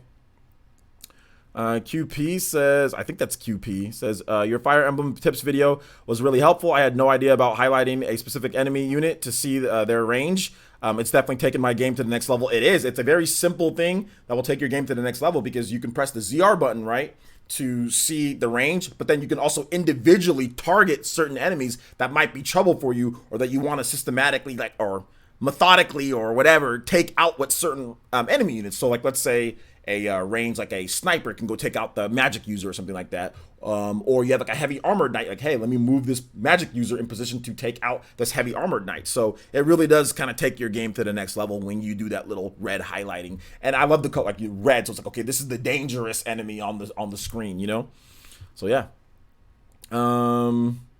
Nintendo doesn't really sit on too many games for months and months and months. Usually whatever they sit on, it'd be stuff that's on the lower end of things. So like, let's say stuff like New Super Mario Bros, stuff like that they would sit on. And what did they do with that game? They sat on it and they released it in January. You know what I'm saying? So and even like Yoshi, they sat on Yoshi, they released it in March. So for people that are sitting there and saying, oh, well, they're complaining about why don't they release these games earlier? If they are sitting on the game, they'll release them early in the year. They were sitting on Yoshi. They didn't release it late last year. They released it in March. They were sitting on New Super Mario Bros. They didn't release it last year. They released it in January. So if they are sitting on a game, chances are they're probably going to release it early if they are sitting on a game.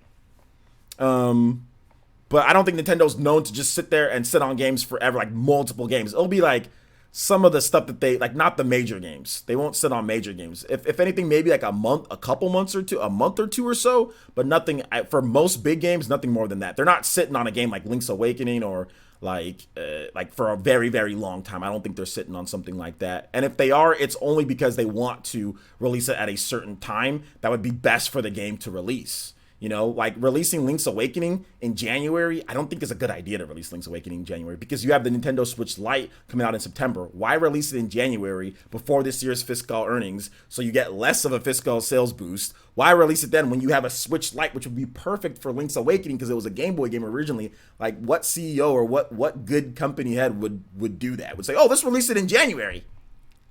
Like, why? Why would you do that? Or let's release it after the holiday season. It's a big game. It's a big enough game. It's Zelda. Why the hell would you release it in January or March or before the fiscal? Like, why? There's no point. Your fiscal year is over. It's over. It's done. You know what I'm saying? There's no point. All right, let's continue on here. How many games do you own? A lot. Thousands. Let's see here. MFS Gameplay says, how are you doing? I just heard about the bet. I'll be waiting at the end of the next year just to see what happens. I'm going to win the bet. Can you show us one random game from your shelf and tell us a story about the game from when you played or bought it. That seems like, man, that seems like a lot to do, man. Like, maybe I'll do that later. Maybe I'll do that in a video. Matthew Campos says, what up with Falcom? Did I miss something in regards to earlier? They said that they're talking to publishers at potentially porting over other games that they have.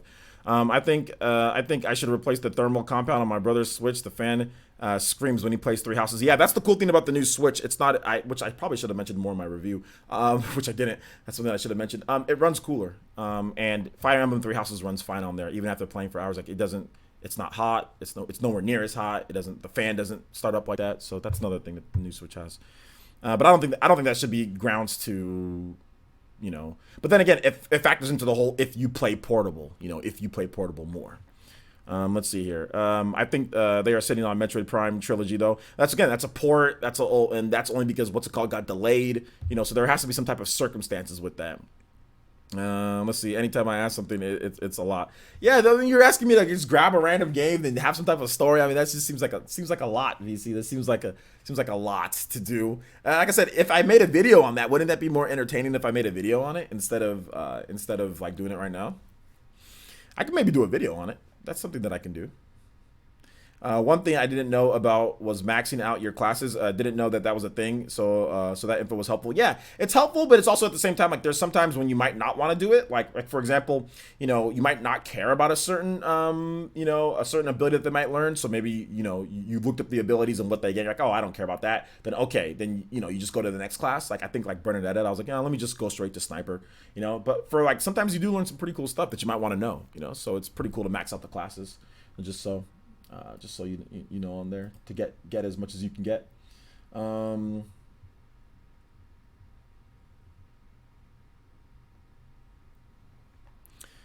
So yeah, let's see here. Who's texting me? No, I'm not. All right, let's see here. J2 Boo says one thing okay, I already read that. Dank Meme says, would you do a video on optimizing your lag in Smash? Optimizing your lag in Smash? I mean, you mean like getting the best connection possible? I don't know if that needs I don't think that needs a whole video, but that might be something that I could do. I mean, that could be an easy, basic, you know, tips video, Super Smash Brothers tips video in order to get the best out of maybe like portable mode, getting the best Wi-Fi range, what router to buy. So yeah, I mean, I think if that's what you mean, yeah, I think I can do. Yeah, that might be something that could be a good instructional video. So yeah, that's something that I can do, Dank Beam. Yeah. Let me write that down so I don't forget.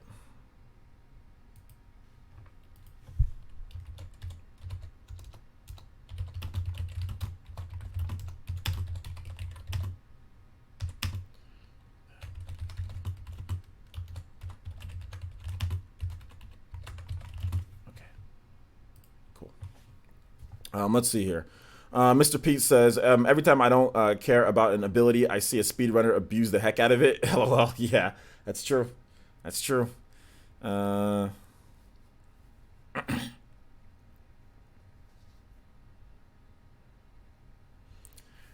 right. Yeah, like Leon wanted to be like Geralt. However, online, she's better archer and not a paladin as a class similar to Geralt. Okay. If you can pick one game, I think you meant from the Wii game to bring to 2019 with HD graphics, which would it be and why? One game from the Wii catalog? I would probably pick something like The Last Story. You know, something like that. One of the big RPGs that was released on the Wii late. The Last Story would be a great game to pick up. I think there was like, what was it? Even like a Xenoblade Chronicles 1, that'd be dope. But there's some other stuff. But yeah, The Last Story would probably be like the one game that I would pick. You know? All right, yo, we got a $5 donation here from the Icarus with the $5 and says, what Nintendo franchise would you like to be turned into an anime, if any? For me, it's obviously Kid Icarus. Yeah. I'd have to say if I had like one Nintendo franchise that could be turned into an anime, I guess like I think Fire Emblem would be great. That'd be a pretty cool anime. So yeah, I'd probably say like Fire Emblem. It already looks like anime. You know, they've already had some anime. I think they have like a movie or two. So maybe like a really cool anime would probably be like Fire Emblem. If not Fire Emblem, I'd probably say something like Xenoblade. I think Xenoblade would be dope to have that. Like Xenoblade Chronicles 2, like that saga. you know, with everything. I think they have great villains and everything, so Xenoblade would be great. So yeah, I'd probably say one of those two. So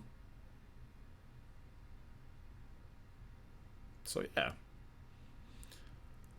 Let's see here. Charity Scott says, "What's your favorite movie quote of all time?" This is a random Q&A, right? Yeah, this is definitely random Q&A, Charity. So I appreciate it. My favorite movie quote of all time.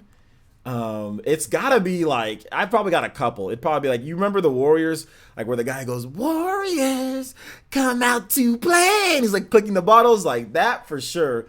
Denzel Washington in Training Day, "King Kong ain't got on me," like that, something like that. That was really good too. This is probably a little bit more lewd, but on next Friday, when the dad, you know, Craig's dad says the Boss Johnson dance, Boss Johnson dance, you know, and he's going, woo, woo, and he's doing that, like that was funny. So something like that. Those are some of my favorite quotes. Those were like really funny ones. I think that's it though. I can't think of anything. Maybe anime, Death Note. Death Note. "I will take this potato chip and eat it." Like that was pretty funny in Death Note. "I'll take the potato chip and eat it." Like Waterboy. "That's some high quality H2O," like something like that. That was funny. There's a lot of cool quotes in what was it? What's that movie? Gosh, that movie. Remember the Titans? Like sunshine, sunshine. Like all that was pretty funny too. So yeah, Remember the Titans. There were some good quotes in there. Did you see the video from MVG this morning about the game port you finished? No, I didn't see that video. No, not yet. Let's see here. VC says, "So what is the game for PE Ultimate tonight?" I don't know if we're going to do PE Ultimate tonight. I want to kind of do 2 nights out of the week. That for sure, 2 nights out of the week. Then maybe a bonus on the weekends.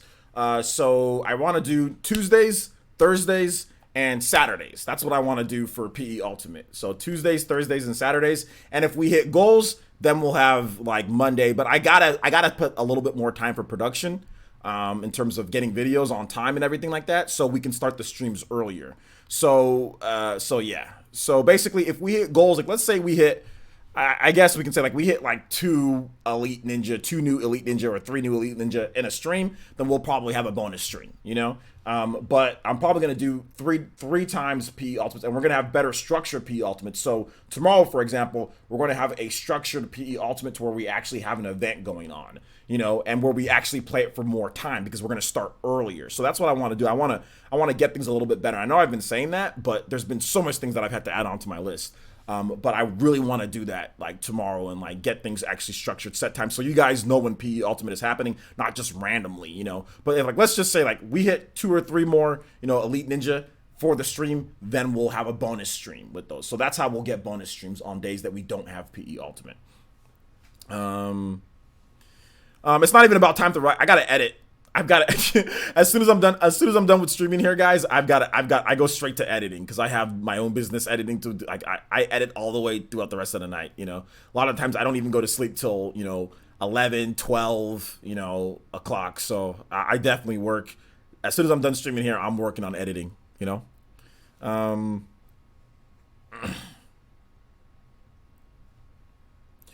So yeah.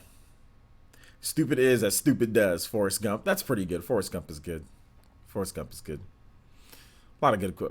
There's a lot of good quotes from different movies. Excuse me.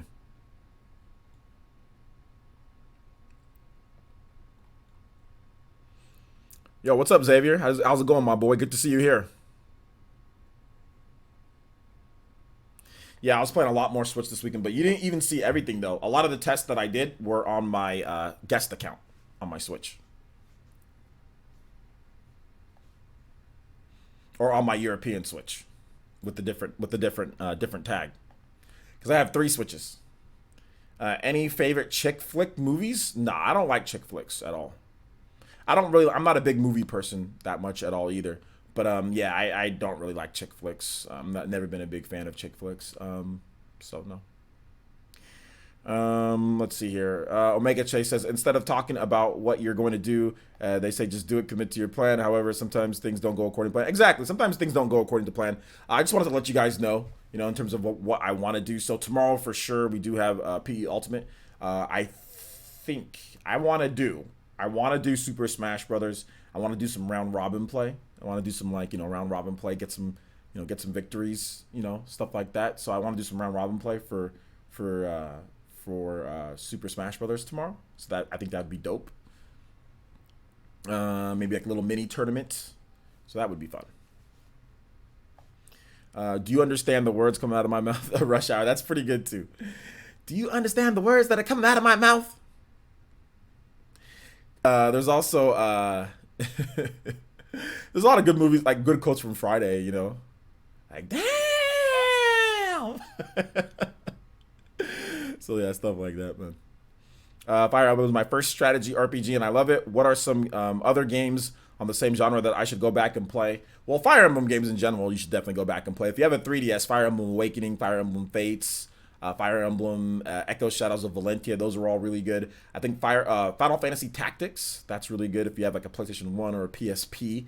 Any of the Final Fantasy Tactics games are really good. Ogre Battle, really good, old school, N64 that you can play. Super Nintendo as well. I think Shining Force, that's great. If you can get your hands on Shining Force on the PC or back in old school Sega days, Shining Force was really good as well. If you're talking about like newer end games, like let's say something you can play on your Switch, Mario plus Rabbids, I think that would be the easiest thing to just pick up right after you're done with Fire Emblem is Mario plus Rabbids. It literally is just like it. Well, not exactly like it, but you move on a grid. It's a strategy RPG. It's a strategy RPG. Turn-based strategy RPG, just way less complex. But it's hard though. It's not an easy game, but it's definitely hard. So yeah, Mario plus Rabbids would be a great game to pick up. XCOM is also another game that you can pick up. That's on PS4, Xbox One, PS3, Xbox 360, PC. So XCOM is another game that you can play too as well. Do I like B movies? I'm not really a big movie fan, so it's all good. I'm down. I can make it. I hope I can make it tomorrow. Yeah, for sure. Absolutely. OJessence? What? Did you hear about any new AAA Sega game not being from Creative Assembly? No, I haven't heard about anything yet, man. So yeah. What happened to Streets of Rage 4? Nothing happened to Streets of Rage 4. It's still coming.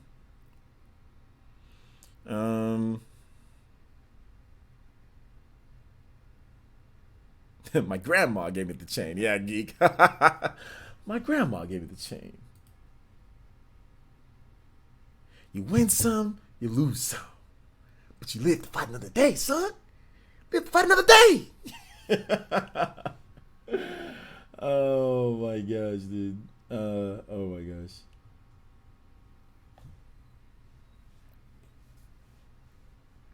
It was the Shining Force 1 and 2 on the Sega Genesis collection, which is on the Switch. There you go. Yeah, totally forgot about that. Yeah, so you can get the Sega Genesis collection, Shining Force 1 and 2. Bam, great games to play right there.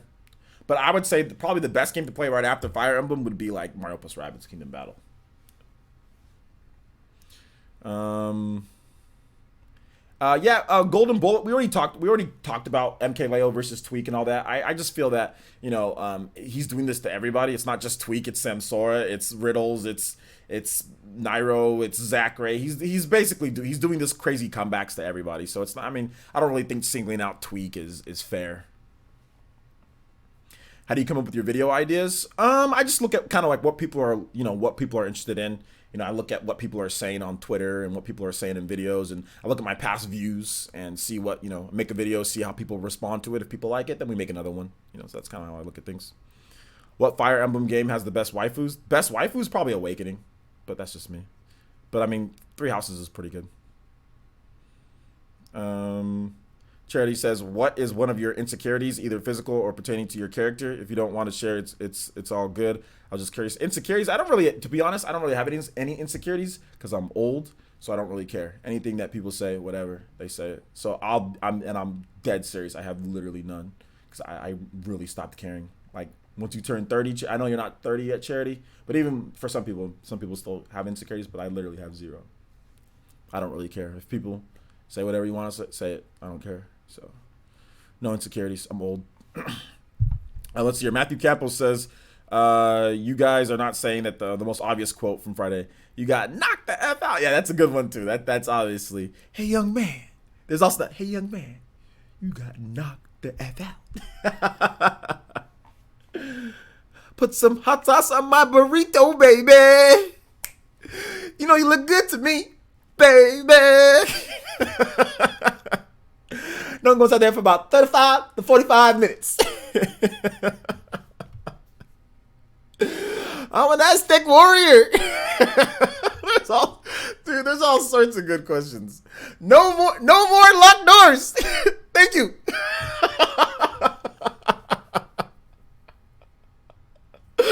Oh my gosh, man. Good stuff. What is your favorite Smash game? Smash Ultimate.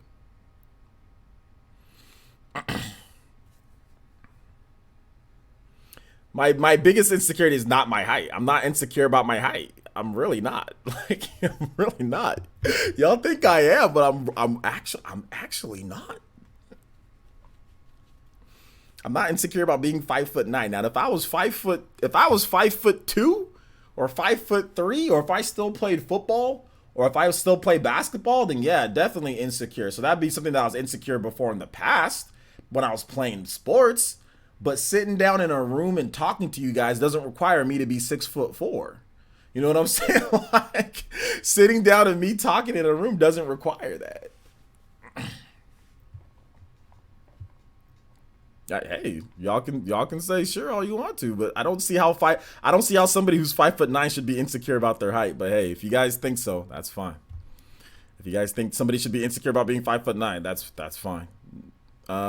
Let's not cook 5'3" dudes here like me. That's what I'm saying. Like, we got people that are way shorter. I go to the gym every day. I go to the gym. Dudes next to me like 5'2", 5'3", 5 foot. I'm like towering over some of these guys, and I'm like, bruh, like, I'm never gonna like I said, it was probably like 2 or 3. Like, when I turned 30, like when I really started going to the gym. You know, I really started going, like, hitting the gym more last year, but even before then, like, I just stopped caring, you know? I just stopped caring. So for me, 5'9" was fine. You know, I was all-state football player in high school. You know, I had no problem. I ran over so many 6'3", 6'4" dudes. Like, I bodied so many 6'3", 6'4" guys. Like, I was never scared of anybody taller than me. I played basketball in high school too. Everybody's tall. Like, I went to the school with all these white dudes that were we played against these white guys that are like 6'4", 6'3", 6'5", and I played small forward and I played 2. I played 2 and 3. So I was guarding guys that were 6'2", 6'3" all the time, and I never had problems. I was defensive player of the year on our team. Never had problems guarding against tall people. Never, because I can jump. So it was never anything that was an issue. I was insecure about it just because, you know, once I got into college, it was tougher to play, to get PT.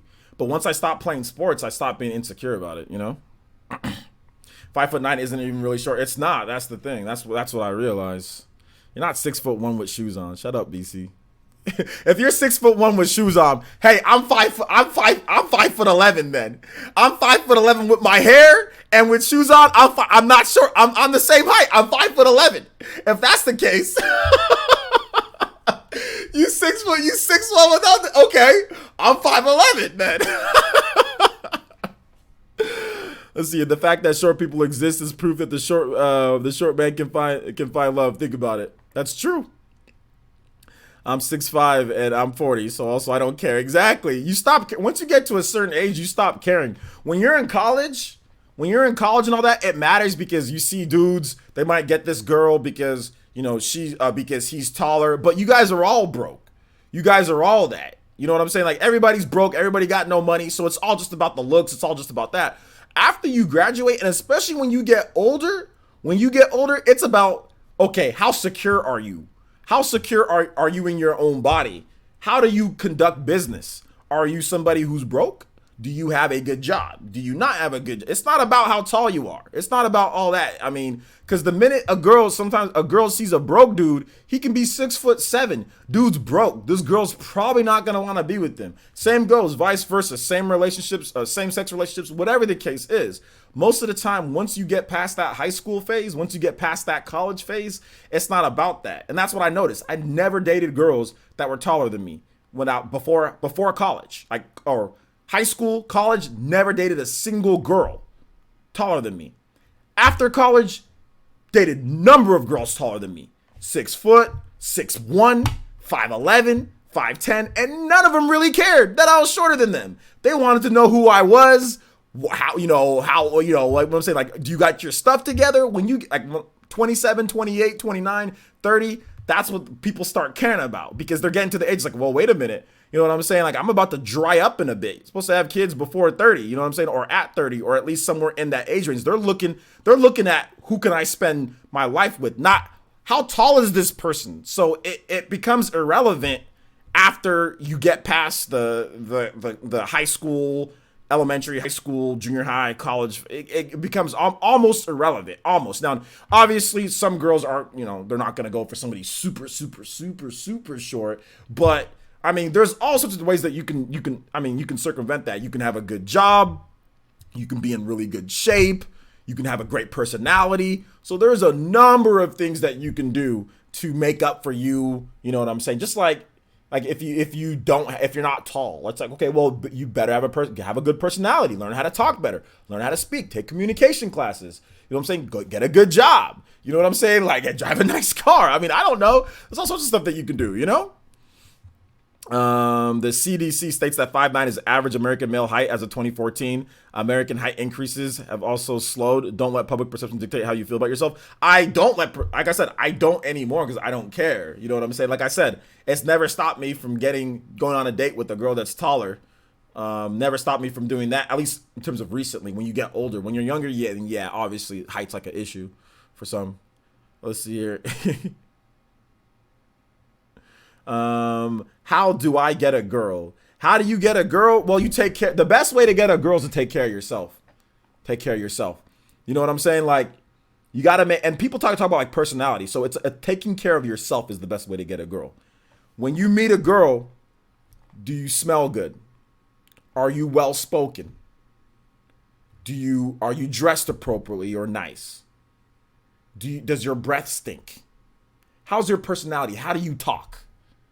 Do you take care of yourself? Are you scrawny? Do you go to the gym? Are you someone that's going to have a motivated life? These are all factors to help you. If you're scrawny, get to the gym. You know what I'm saying? Somebody's calling me. If you're scrawny, get to the gym. You know what I'm saying? If you can't speak well, take some free classes online on communication. Learn how to speak better. If you stink, go buy some deodorant. Go buy some good stuff. Don't overdo it, but go buy some good stuff. If your clothes are bummy and scrummy, dress more basic, but crisp. You know what I'm saying? More basic, but crisp. Don't sit there. You don't got to spend an arm and a leg, but basic clothes, but crisp. Make sure it's fitted nice. You know what I'm saying? That's why I'm saying go to the gym. Go to the gym, get some more fitted. You can go buy white t-shirts, have them fit you nicely, have a nice little chest muscle, little arms, nice waist, you know what I'm saying? Like, get yourself in shape, take care of yourself. Use hair care products. Oh my gosh, how many times I see dudes with crusty hair. I didn't take care of my hair because I was in a relationship for a long time, so I didn't care. You know what I'm saying? Take care of your hair. Use hair care products.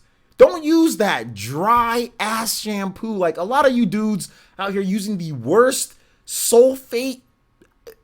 Use the natural hair care stuff so you look good, especially if you're mixed with any type of it. Unless you're the most basic of white, then okay, use that stuff. But if you're mixed with just a little bit of anything outside of that, use the nice hair care products. Spend your money, a little bit more money, on taking care of your hair and taking care of your skin. Stop just buying basic lotion. Make your skin radiate. You know what I'm saying? Buy the really nice lotions. Buy the really nice, like, if you're black or if you're Mexican, buy Ambi cream to take care of discolorations and make your skin glow and be nicer. If you've got a beard, stop having a scraggly beard. I try to, comb my beard, have it go. I see guys with whirlwind beards, like, hey, lady, and their beard is literally going like freaking in 10 directions. And yeah, you ain't gonna talk. Nobody's gonna talk to you when you've got a freaking, what's the dude, bear hugger beard from Punch Out. If your beard looks like bear hugger, no, you're not gonna get anybody to talk to you looking like bear hugger. If you're 500 pounds, no, that's gonna be a problem. Some girls don't want somebody that's gonna have a heart attack. You know what I'm saying? In a few days, lose some weight. You don't got to be super skinny. No, some girls like big guys, but be in shape. You know what I'm saying? Go to the gym, shape yourself up. At least have good heart health. Take care of yourself. You know what I'm saying? Take care of yourself, and that is the key. That is the key. Back when I was in a relationship for a long time, but this is what I didn't know in college. Like, I did get some dates here and there, but if I took care of myself, I did exercise, so never mind. It's not okay. Let me backtrack, because actually I took care of myself, and I was in good shape in college and all that. But and I had a buzz cut. I shaved my head, but like, that's beside the point. What I'm trying to say is that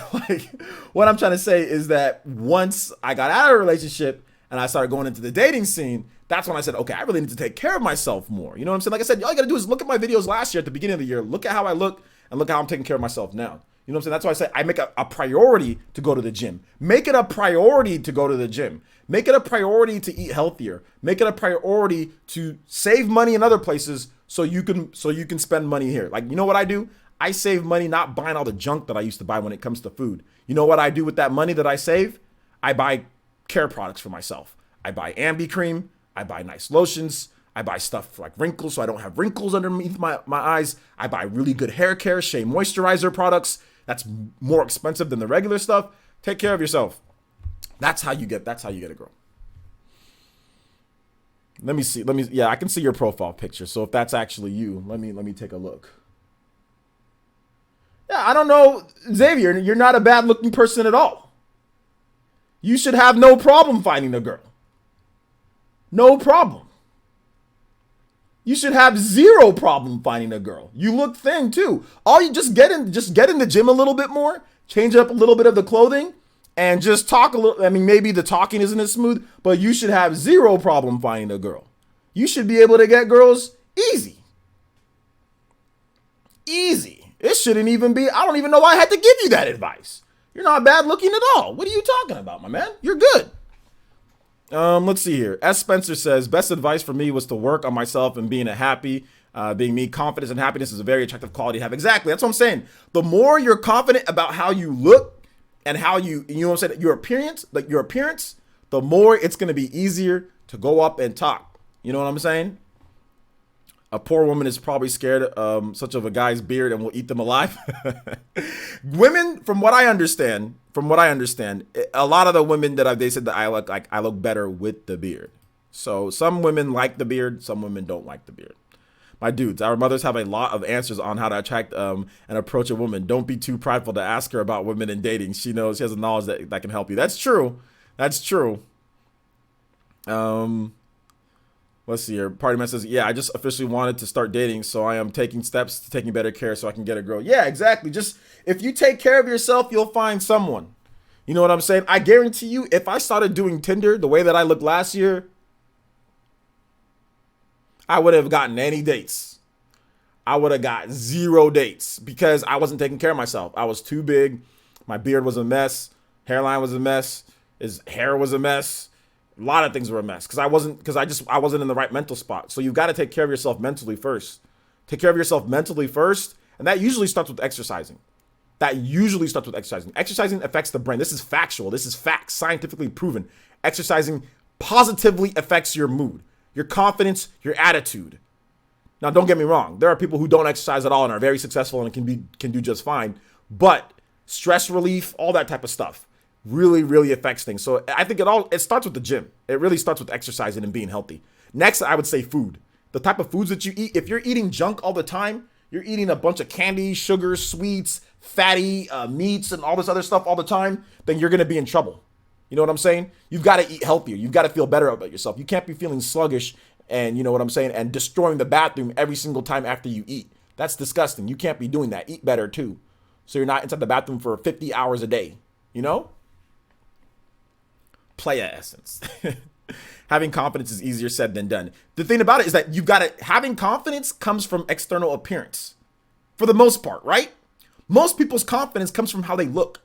If you look great and people know that you look great, you tend to have more confidence, right? So for example, like somebody like Tom Cruise, even before he was popular, he's a good looking dude, right? So he oozed confidence. So that helped him because he's good looking. He always kept in shape, all that type of stuff, right? So you need to change your perception based on things. Usually it's based on how you look, right? A lot of nerds, not confident, too fat, too skinny. Go to the gym. Your brain confidence will change. I'm trying to tell you guys this. It will change. As you get in shape, it will change. When I was in college, I got fat for a time period in college, okay? My confidence was horrible. I went to the gym. I got shaped up. I looked a lot better. My confidence shot so much higher up. So much higher up. I finally asked out this girl in college that we were in the same classes for like 2 or 3 semesters. We had some kinesiology classes, and I could not talk to her until I got into shape because I lost a lot. I lost 40 pounds in like 3 months. I did crazy diet, crazy workout plan, and I went from like 215 pounds to like 175, like real quickly or whatever, you know? Like 30 pounds plus. So I got into really good shape, and I'm naturally built. So I look great in terms of how I look. And my confidence, everything just shot up. So if you don't have confidence, you just need to change a few things up in your routine. You got to change something in order to build the confidence, right? It's practice. I think exercising, eating better, that's going to change your brain waves, your brain chemicals. Like I said, this is facts. This is stuff that I studied in school. This is going to change. So while, yeah, it's easier said than done because you actually have to put in the work. If you put in the work, your attitude will definitely change. Your confidence will change. Maybe it won't be as good as other people, but it's still going to change.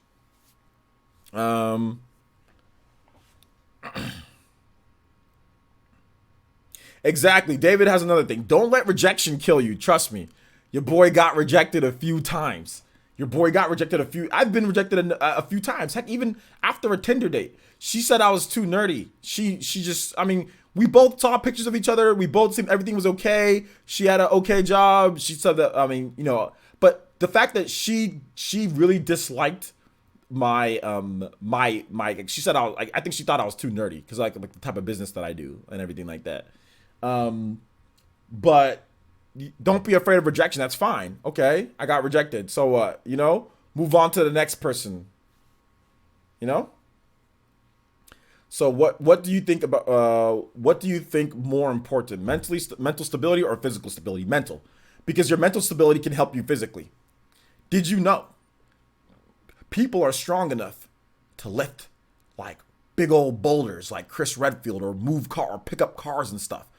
But the problem, our bodies are strong enough, but the problem is that mentally we're not. Mentally we're not able to do it. That's what limits us. It's not possible because that's what we think, So, in my opinion, the first key in order to doing something that you want to do is mental, not just physical. You need to have motivation. Where does motivation come from? It comes from the mind. They also say that football, the game of football, American football, is 90% mental. Think about that. A game where you're smashing into each other with physical brute force is 90% mental. You know why? Because you can have somebody, this big old huge guy that's running right at you, right? I'm a running back and I'm running right at him. And if I studied him, I know that he's going to go for this type of tackle on me. And what am I going to do? I'm going to juke him. Now, if I don't study him, I'm probably going to run right head up into him and get less yards. But I studied my opponents. I said, oh, that linebacker, he likes to put his foot forward on here on this play. So when I go to the right, I'm going to juke him to the left. When I go to the left, I'm going to go head up because he's usually staggering a little bit more. You've got to study your opponents. It's not necessarily about the physical stuff that I did in the gym and all that. It was about the mental, So I think mentally, that's where you've got to come together first, and then your body will follow once you're there mentally. I think being single is better than facing rejection or having a woman in my life sometimes. Also, I don't want kids. I don't want that responsibility. It seems like you've given up on everything right now, Omega Chase. And I think what you should do, I think you should go to the gym, start exercising, start working out, start seeing some physical changes in your body. And I think that attitude maybe the attitude about not having kids, maybe that's something, because lots of people don't want to have kids, and that's fine. But I think that the whole thing about, being single is better than being, facing rejection, stuff like that. I think that that's because your brain, your chemical activity in your brain isn't working correctly when it comes to that. But in terms of like the kid stuff, then yeah, I mean, I agree. If you don't want to have kids, you don't want to have kids. I'm worried. One of my things is I'm worried about legacy. And obviously, if you want to have a legacy, I mean, you can have them without kids, but, it'd be great if you had kids, had a legacy. So. All right, take it easy, Solo. Thanks for coming out to the stream. Mental and physical go hand in hand. Starts with mental, then it goes to physical. Starts with mental, though. Starts with mental.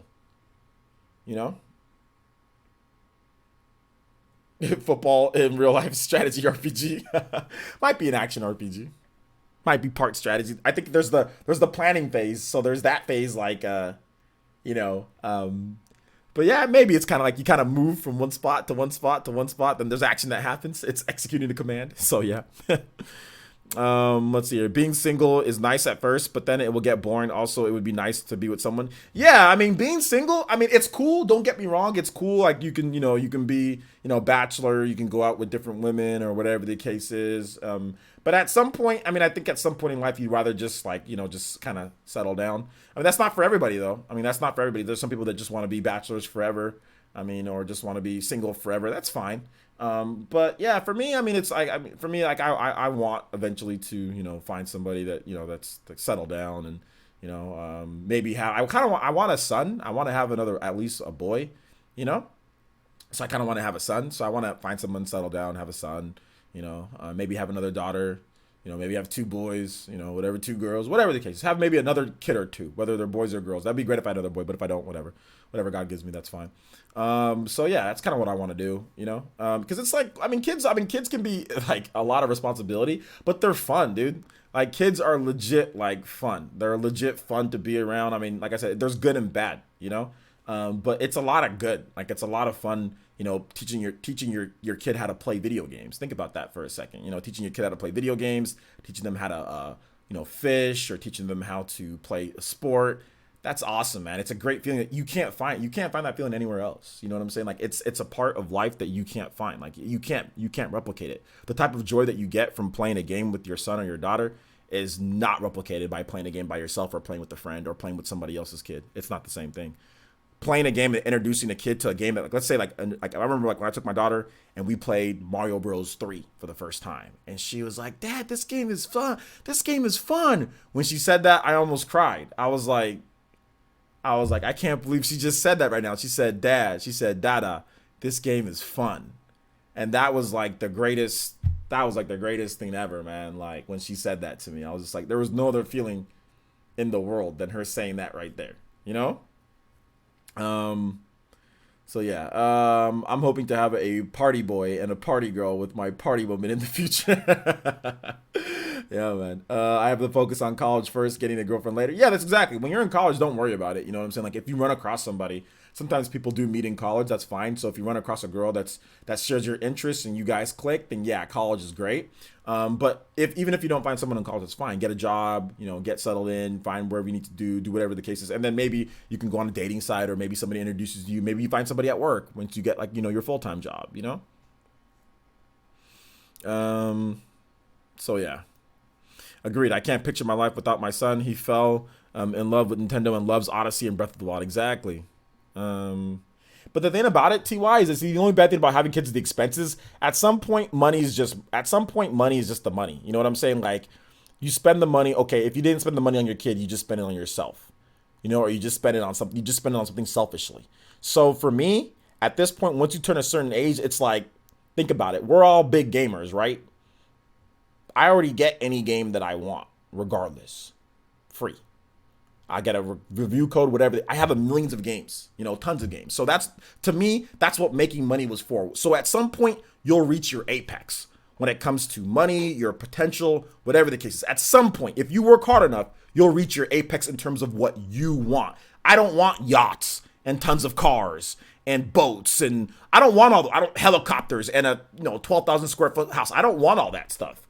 I don't want it. So I've already reached the apex of pretty much of what I want. Now what I want to do is build my community, improve my room, do other stuff like that. I want to do that. But that doesn't take exuberant amounts. You know what I'm saying? It still takes that, but it doesn't take exuberance. So at some point you reach your apex. So you don't mind spending money on having a good life for your daughter. Because when I grew up, we didn't have a lot of money. My parents tried, but we didn't have it. So it's cool that I can, have a daughter and maybe later kids that to where they have a little bit more than I had when I was growing up, So but that's just my thoughts. Obviously, many people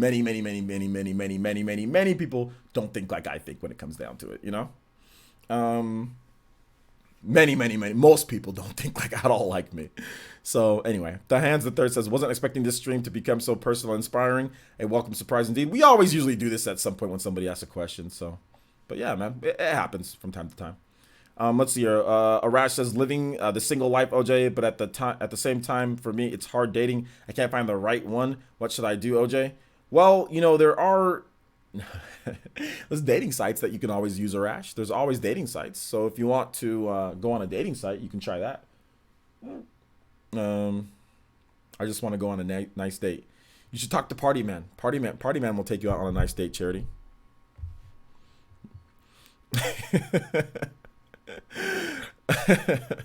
Party Man is a gentleman. His name is Party Man, but he's a gentleman. Party Man will take you out on a nice date. Let's see here. He said, I'm the Derek Jeter of the PE Ninja. You catch me slamming home runs and running bases, bruh. Derek Jeter got like herpes or something like that.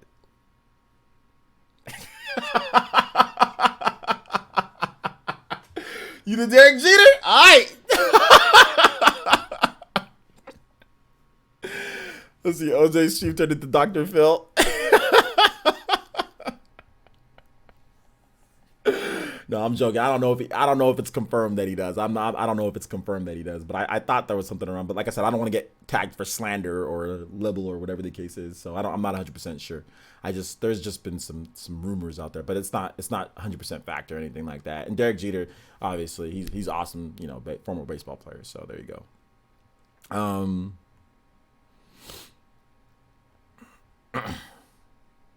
You said I almost choked on my drink after that comment. Let's see. Arash says, I do use dating apps and it's not working. I'm a nice guy and I'm a gentleman also, but sometimes girls don't want that. Girls like bad guys, OJ. Nah, you know what? To be honest, man, no. I used to think the same thing. I used to think that girls want bad guys, and that's not the case. It's just that you're younger, Arash. You're probably looking for women your age. I think you're in your early 20s, right? So you're looking for girls. A lot of these girls are in college and all that stuff like that. I mean, like, get your career, get whatever you're going to get set, man. You might not find who you're looking for now, but you'll find who you're looking for later. Trust me. And if all else fails, find a foreign woman. If all else fails, like, no joke. Like, I don't know what your ethnicity is or where you have ties back to in terms of like your family, but if all else fails, literally just find a foreign woman. And trust me, like, foreign women are a little bit foreign women are a lot bit different than American women when it comes to finding a partner and stuff like that. Foreign women are more worried, I think, about a good guy than American women are. They're more worried about somebody that's going to be a good person, good to their future kids, structure, set. That's what I've learned about foreign women over American women. So keep that in mind too. Let's see here. I'm 19. I'm already on the search. Well, you're 19, so take care of business first. Javier, take care. Is it Javier or Xavier? One of those two. Mr. Ramirez, take care of business first. You know what I'm saying? Like, take care. Another thing that I think that's well to note before we start sitting here, you guys are talking about women and talking about guys or whatever you're going after. Take care of what comes first is business. Whether that's school, whether that's getting a job, whether that's having the coin. You know what I'm saying? Like that's first before anything. So you guys out here trying to be like Pepe Le Pew and anything like this, like a lot of you guys out here trying to, be Casanova, y'all need to calm down.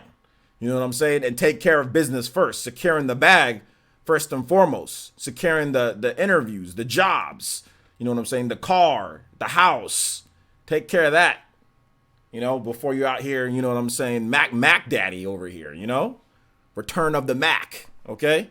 Y'all need to calm down and take care of the business first, whether that's a degree or whatever the case is. Let's see. You got me speechless. I put you on the spot right there. I put you on the spot. Do you prefer to date your own race, your own ethnicity /race, or do you like to explore? I'm Mexican, but I currently date a black queen. To be honest, before I never really cared. You know, I've dated white women before. I've dated black women. I've dated Mexican women. I've dated different types. But like recently, I've just been recently it was just more black women and Mexican women. But that's just I think that's just basically because of the area that I live in is more like the area particularly that I live in. And I think the dating tendencies of white women here aren't as much so with black guys. So I think it's more so that than me actually having a preference. More so than anything, it's just that more Mexican and black women are more attracted than more white women to me personally. So I think that's really what it comes down to. But that's what I've recently. But I dated all sorts of different types of I think like Cambodian or something, or it was like one girl was like Asian and white, So in the past, so like I went to like a majority white school when I was in high school, so I dated white girls, But that's now it's not so much. But no, I don't really have any. Like I just normally black and Mexican for right now, Old man wisdom, yeah, old man wisdom. I took my time, and I'm 28 years old. You took your time. Well, you're still taking your time. Yo, what's up, DJ? How's it going, my boy?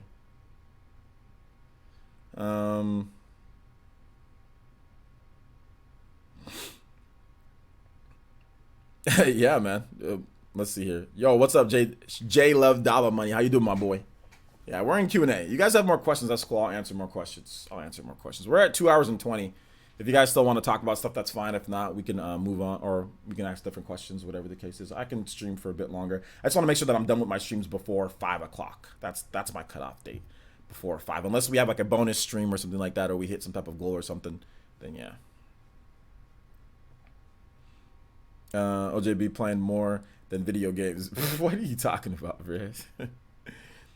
David J, we need to give the PE Ninja a relationship cast. What we're gonna do is that we're going to change the PE podcast into gaming and lifestyle. So instead of adding on like another podcast, we're just gonna combine it. We're gonna have gaming topics, and we're gonna have other types of topics. So.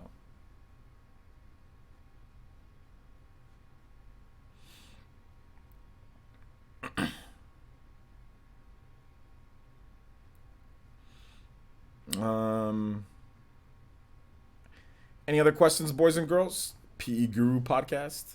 That's funny. The PE Guru podcast. That's what's going on here, man. Let's see here. OJ, the village needs you to lay down the red flags of dating.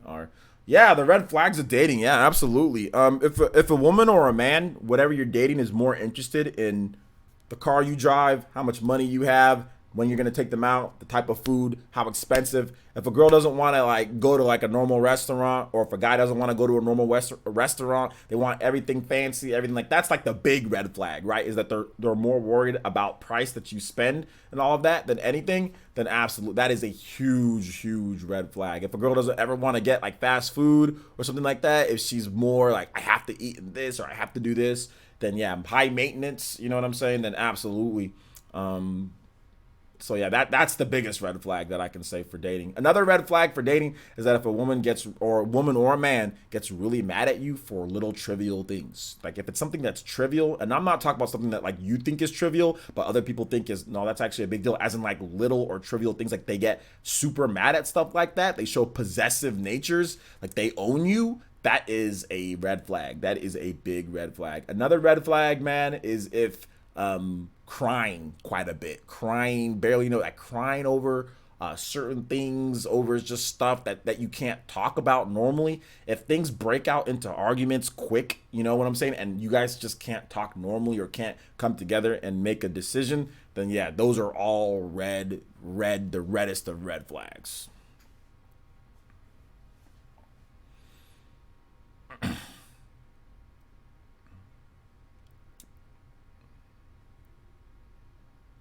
So yeah. I'm trying to think of any other. Yeah, I remember one time I went on a date with the girl. She said, "How big was your house?" And I said, I live in a 1-bedroom apartment. She said, really? I said, yeah, I live in a 1-bedroom apartment. I was like, there's no problem? She's like, no, not a problem. I just thought that you'd have something bigger. I was like, well, where do you live at? She's like, I live with my mom. And I'm like, why are you worried about where I live? Like, why? I mean, I understand, like, you live with your mom. You know what I'm saying? Like, you live with your mom. You know, so what you worried about? I lied to her. Obviously, I didn't have a 1-bedroom apartment. I have a 4-bedroom house. But still, I was like, what you worried? Like, that was your first. How big's your house? You know what I'm saying? Oh man, like, oh, your car. Like, man, you could have got something like a Lexus. You know, I'm like. Why are you worried about if I drive a Lexus? You know what I'm saying? Like, why are you worried about if I drive a Lexus or not? You know, like, what are you talking about? I don't drive a Lexus. I drive a Chevy Cruze. Like, you know, it's a nice Chevy Cruze, but it's like a supercharged Chevy Cruze. It's nice. You know, it's got like chrome trimmings. It's nice. It has nice rims. It's got a moonroof. It's a good car. It's not anything crazy. I mean, if I wanted to drive a Lexus, I can drive a Lexus because Lexuses aren't super expensive. You can go get a Lexus for like $300 a month. You know, payment. If you have good credit, I got good credit. So I can go get a Lexus if I want to, but I don't want a Lexus, you know? Like, stupid. Well, I don't want a Lexus right now. Maybe I'll get a Lexus later, but I don't want one right now, you know? If anything, I was thinking about getting a Tesla, you know? The 3 Series Teslas. Let's see here. Philip says, also, if you're with a girl who's over clingy and is always talking on the phone, that's not a good sign. Yeah, that could be trouble too. That could be trouble. That can show possessiveness. You know, girl or guy, because like I said, it goes both ways, man. What's wrong with living with your mom? Nothing's wrong with living with your mom, but why are you worried about? Why you say, oh, I thought something was gonna be better? You know, like, why are you worried about where somebody else lives when you're 28 years old and still live with your parents? You know what I'm saying? Like, she made it seem as if like, oh, well, there's a problem with me. You know what I'm saying? Because I live in a 1-bedroom apartment, you know, when she still lives with her parents at 28 and she has a job, you know? So like she gave like a stupid look on her face. So I was like, well, live with your parents, you know? And now that she told me that she had like a nice house or whatever, I'm like, all right, I'm just messing with you. I have a house too. But the fact that she said that she lived with her mom, I was just like, and her mom had a 3-bedroom house. Well, it's not even like it was anything crazy. It was like a 3-bedroom, like 15 square hundred feet, 3-bedroom house. So it's not even like it was a big house. So yeah. I had to leave a long-time relationship a few months ago, and I never really got over it. How do I get over breakups? Yeah, man, that's a good question. So first of all, the first thing, especially for young whippersnappers like yourself, the first thing, if you're 19 years old, you gotta realize, bro, is that you're young. You're a baby. And this might be the hardest thing for you to realize, Mr. Ramirez, but you're a baby. I know you've probably heard this before, but there are many fish in the sea. There are a lot of fish. There are so many fish. Do not waste your youth.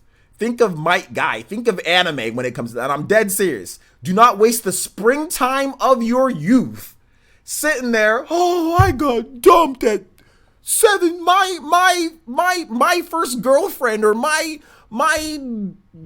baby teenage girlfriend dumped me like that. Like, I'm not trying to be mean, but bruh, you've got a lot of time. Where are you gonna be in 10 years, man?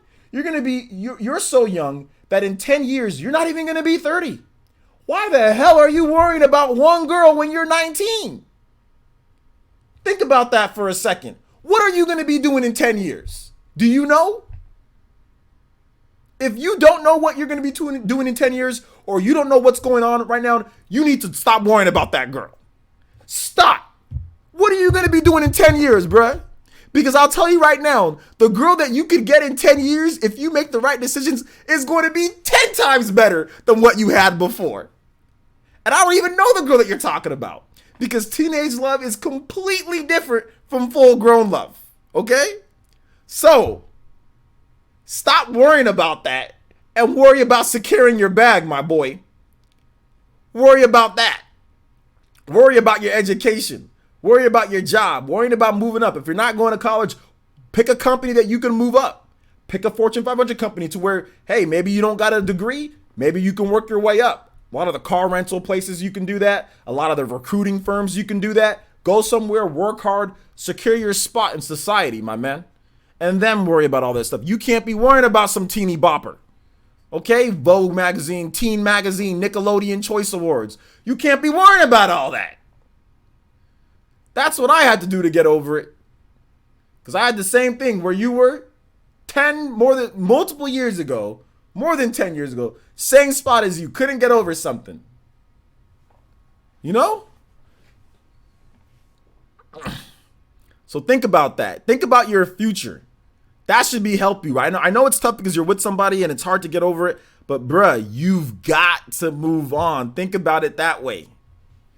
Got to. Where are you going to be in 10 years? That's scary. That's scary. If you don't know what you're going to be doing, if you don't have a solid plan, that's what you should be worrying about right now. I'm going to be blue-faced and sleep with 1,000 girls in 3 months, players. I'm going to be...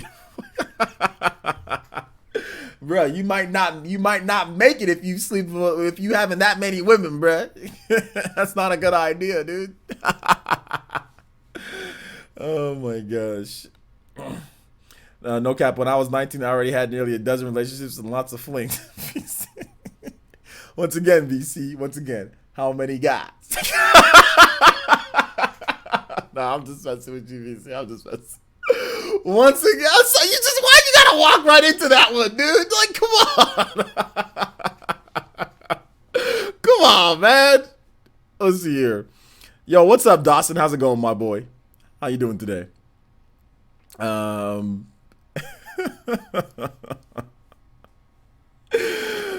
love talking about God, bruh. It's not that I love talking about. I'm just saying, you out here, like, yeah, you over here like you damn, you know, Wilt Chamberlain, you know, like over here like Hugh Hefner. Out here trying to be like that. All right, I gotta make a joke.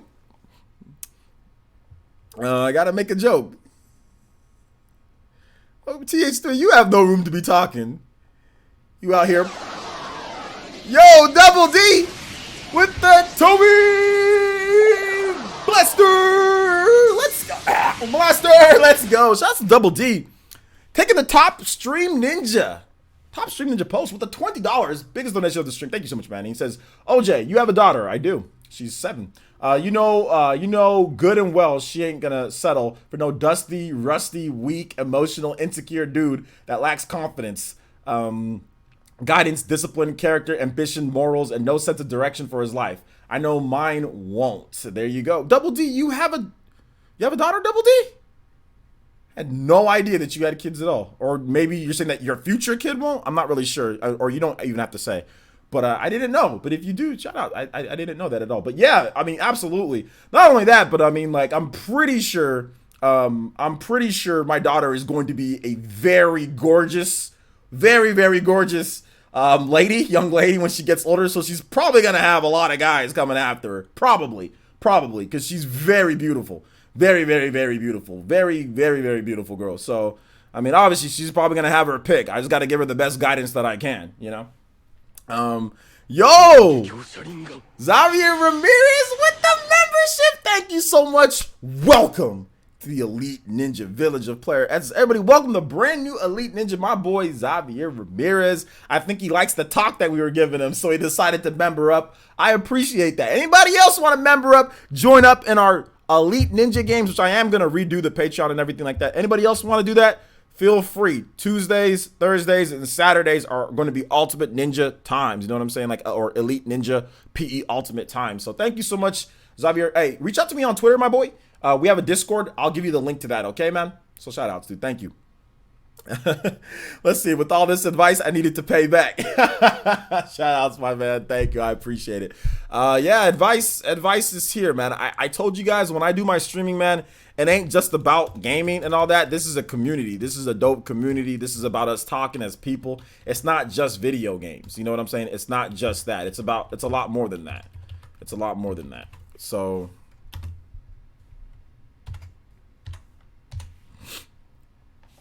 David Drake, but thank you, man. I appreciate the membership, and like I said, shout outs, my boy. Wait, where's the money symbol at? I'm trying to, oh no, shift. I'm not pressing shift. There it is. There you go. I can't see. All right. Let's see. If I'm being honest, though, I'm not interested in dating right now, and I still have issues with sorting out from my past, and I'm trying to find myself right now. All right, that's cool, TH3. Take care of yourself first. I felt bad for him, but then I remembered I have a big boobed goth girlfriend, so I'm just gonna tip my hat to the rest of you and say good luck. When all else fails, just find a big boobed girlfriend. That's when all else fails. Just don't worry about her face. Just find the big boobed one and say, you know what? I've tried, but I'm okay with this. No, I'm joking, guys. I'm joking.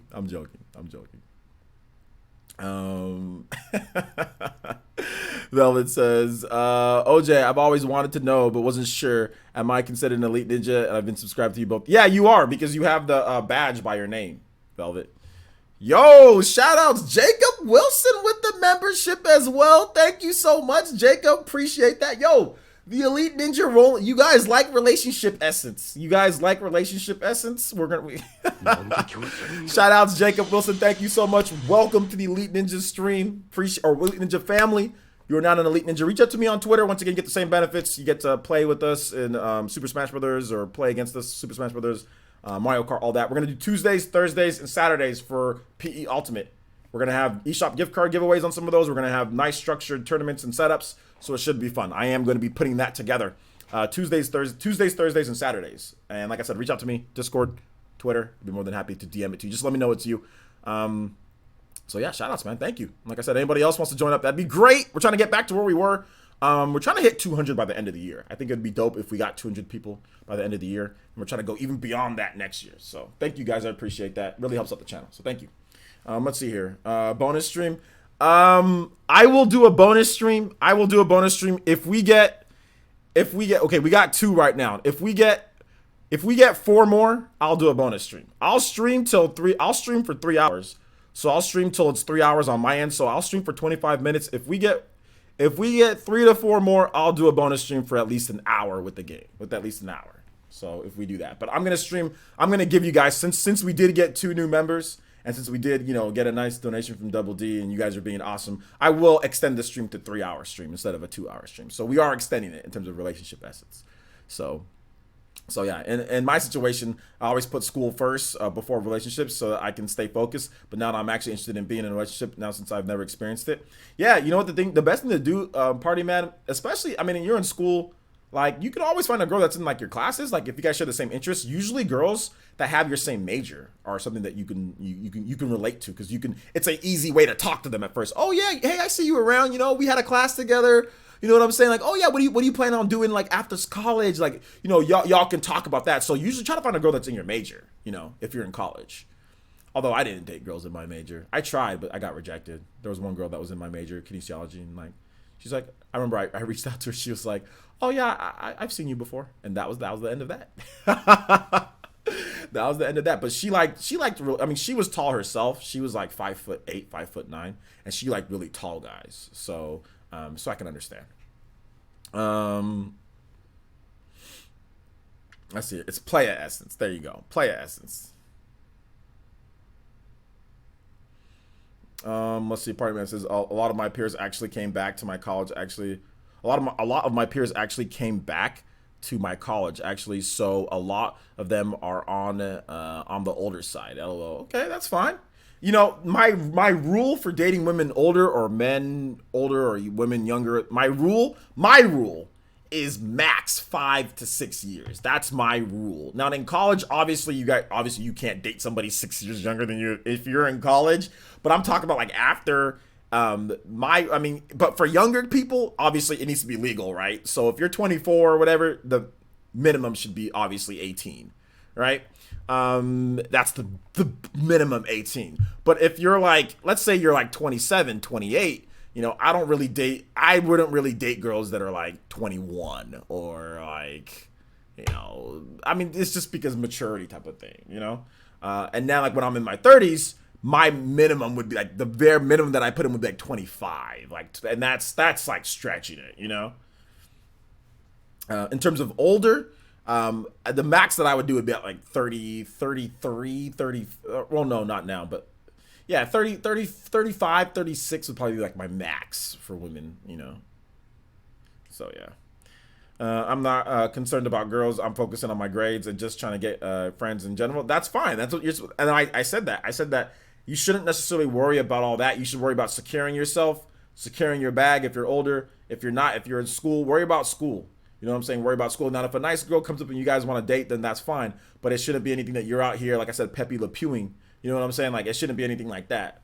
Like, that was my problem too much sometimes in school. Instead of worrying about, you know, more of classes and all that, start doing dating and being cool and all that. Don't worry about being cool. Don't worry about dating. Worry about your classes. Worry about your grades. Everybody should be a 4.0 student. There shouldn't be anybody that's not a 4.0 student. Even if you're not as smart, even if you're not in college prep or if you're not in advanced classes, okay, well then you should be in basic classes and you should be a 4.0 student in basic classes then. So even if you aren't as smart as people and you're in classes that aren't for the super smart people, that's fine. You should still be a 4.0 student with those classes, you know? Yeah, my preference is between 3 to 4 years younger. Well, when you're young, you have to have that because obviously you don't want to be like, you know, like you're not going to be in college and then you're dating like a junior in high school. I mean, which I've seen it before, but I mean, that's not necessarily, you know, something that is normal, I would say, at least not where I'm from. I know maybe in other places it is. Like, I think in the South, I think it's more normal for, you know, 22, 23-year-olds to date like a 16-year-old or something like that, but not necessarily here. But I know it happens here, though. Age is just a number. Jail is just a room. But for women between the ages of 18 to 55, VC, I would love for you to date a 55-year-old woman. That would be great. Yo, Jacob Wilson, what's up, man? He says, just came back from eating dinner with my wife. What are we talking about? Well, you got a wife, so you don't got to worry about it too much. You've done good, Jacob. You're good, dude. We're talking about dating and just stuff like that in general. Philip says, don't mind dating older women, but from what I've found, most women see younger men, no matter maturity level, to be a turnoff. It depends. It really does depend. If you're younger and you act that way, then it's okay. But if you're, you know, if a woman is 28 years old and you're 22, and if you act a mature level, then yeah, you'll be fine. Then they'll actually see that as exciting. Or if a woman is 30 and you're 25, that might be a turnoff for some women too. But at the same time, if you act mature, then you're good, you know? So yeah. VC out here with the gilfs.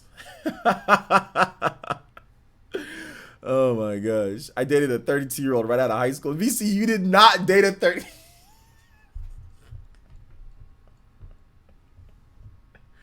Literally, like, this girl did she come pick you up and take you to soccer practice? Come on, man. You did that. Did she buy you orange wedges and apple and like apple? Did she cut your apples for you in nice, perfectly round squares or perfectly rotund slices? Did she peel the oranges off for you? Come on, man. Did she make chocolate milk for you right before bed? Did she read you a bedtime story? VC, you're not serious, are you?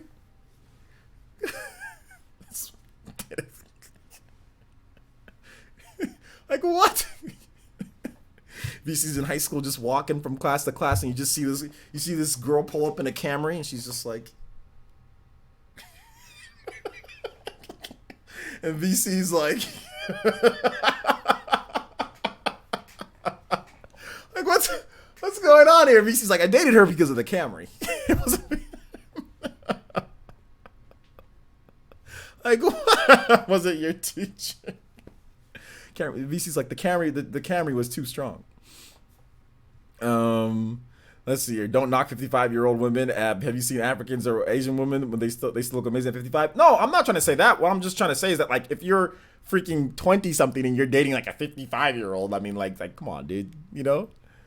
So yeah. But isn't dating your wife a thing?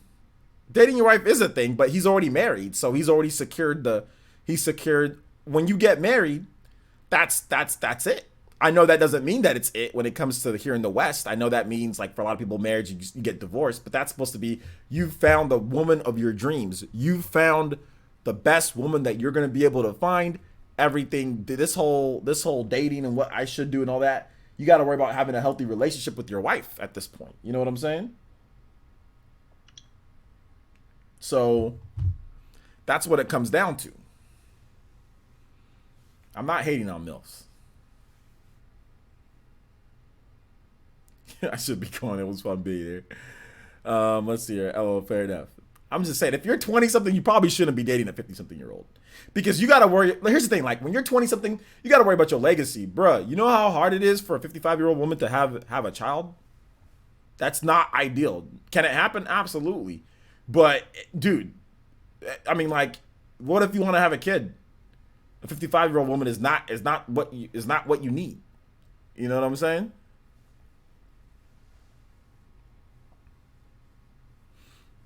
I know, and I said that we have divorce, and I know that what's the divorce rate is like 50%, but still, that's what it's supposed to be when you get married. So what I'm saying to Mr. Wilson is that, well, I don't really got anything to say to him, because he's already found a woman that you're supposed to be with for the rest of your life. So that's what you're supposed to be for. But let's not sit here and discredit all the people who do stay together, that are married for 20, 30, 40 years, whatever the case is. There's still that. There are still people that are like that. Heck, there's probably some people here in the chat. You guys' parents have been married for what, 20 years, 30 years? It's not unheard of.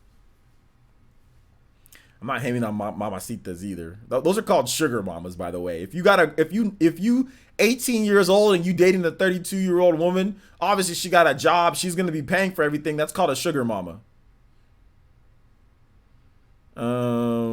Yo, OJ, you know how big a 55-year-old woman's 401k and retirement fund is? It might not be that good, dude. A lot of people have trash. A lot of people got trash. They don't got enough money by that time, bro. Gets excited to watching bingo game. You're gonna go on a date, play bingo, dude. THD says his only date with the 32-year-old was after school tutor session, because his failing ass needed better grades. VC called it a date. She said it was tutoring. Xavier says, OJ ain't nobody out here dating a 55-year-old woman at 20. Yeah, exactly. No 55-year-old woman is gonna date a 20-year-old unless it's like celebrity stuff. Unless you're like on that celebrity stuff, like Jennifer Lopez. She's like 40 something. She was like dating like a 25-year-old. What was it? Who was it? Like, I mean, we've had like celebs do that type of stuff, right? Where they're like, you got these celebs that spend like millions of dollars on their body, so they look super young when they're not. And like they date like their backup dancers, like Mariah Carey. She did stuff like she did. I mean, I think she's dating somebody that's like 20 something or something like that. Like, I know there's a big age gap between her and Nick Cannon. Back when they were dating and they were married or whatever the case is. So it's like you'll see stuff like that, but I mean, for the most part, nah, you don't see it with normal people. OJ will be on that Switch grind after PE Live. Yeah, I'm gonna be editing videos. Yeah, Switch videos. VC picks up his side chick after she gets off dialysis. Oh man, that's funny. Oh man, that's funny. Oh, that's normal. Yeah, if celebs, I think like Leonardo DiCaprio, he's like 40 something, right? He's like 44, and he's like dating like a 23-year-old or like a 20 something year old. Michael Jordan, he's 50 something. His wife is like 30 something. Who else? I think like there's other guys too. I think like who's Brad Pitt? Like I think Brad Pitt with the younger lady or something like that. I think Mick Jagger. Mick Jagger is like, what is he, like 70 something? He's dating like a 30-year-old. Like she was like 28 when they got together. Like she's like a ballerina or something like that. So like celebs be doing that stuff all the time, man. It's even crazier than like 50 to 20. It's like 70. I'm not playing any game today after the stream. Unless we get 4 more. If we get 3 to 4 more sponsors, I'll play something. If we get 3 to 4 more sponsors, I'll play something. But if not, I'm gonna stream for about maybe 13 more minutes, and then I'm gonna start editing videos because this will be a 3-hour stream. Diddy is dating Steve Harvey's 18-year-old daughter. Is she 18? I heard the rumors, but they didn't confirm any relationship yet. So, but yeah, it does seem like Diddy is dating that girl who used to date his son. That's weird. That's weird. If you dating a girl that used to date your own son, I don't know about all that, but hey, whatever. It's their family.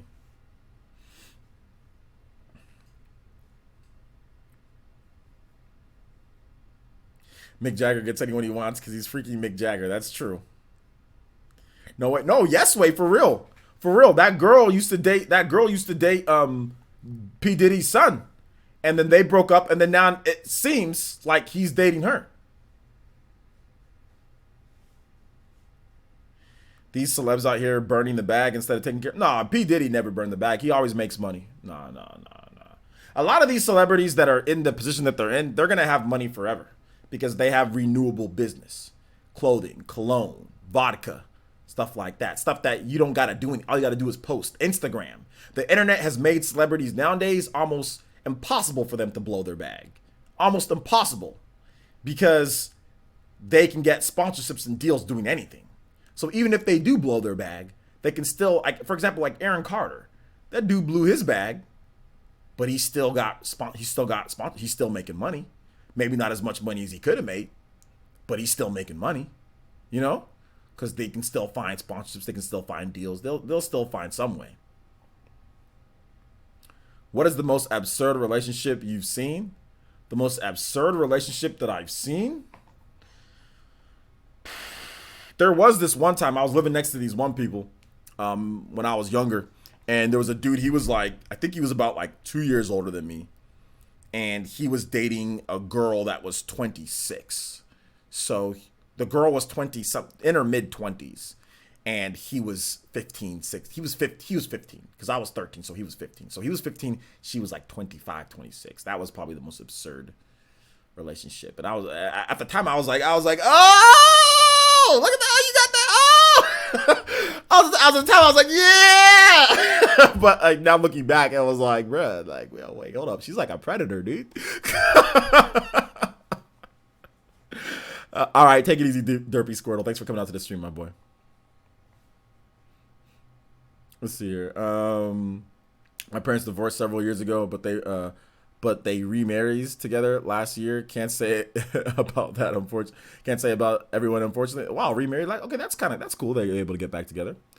I couldn't see you dating an extremely young girl. I feel like you would be turned off by the lack of intellect and connection. Yeah, exactly. I don't. Yeah, I don't. I would always date girls that are.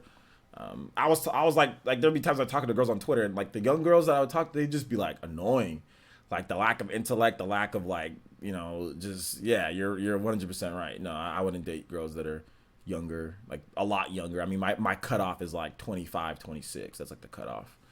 But if you're a mature girl that's younger, then it's like whatever. These big celebs. Okay, hold up. Boofing says sugar moms and dads are an effective way of paying rent. It's not shameful. It's just taking the opportunity. I don't know if it's an effective, because what if they want to cut you off, or what if they find somebody else?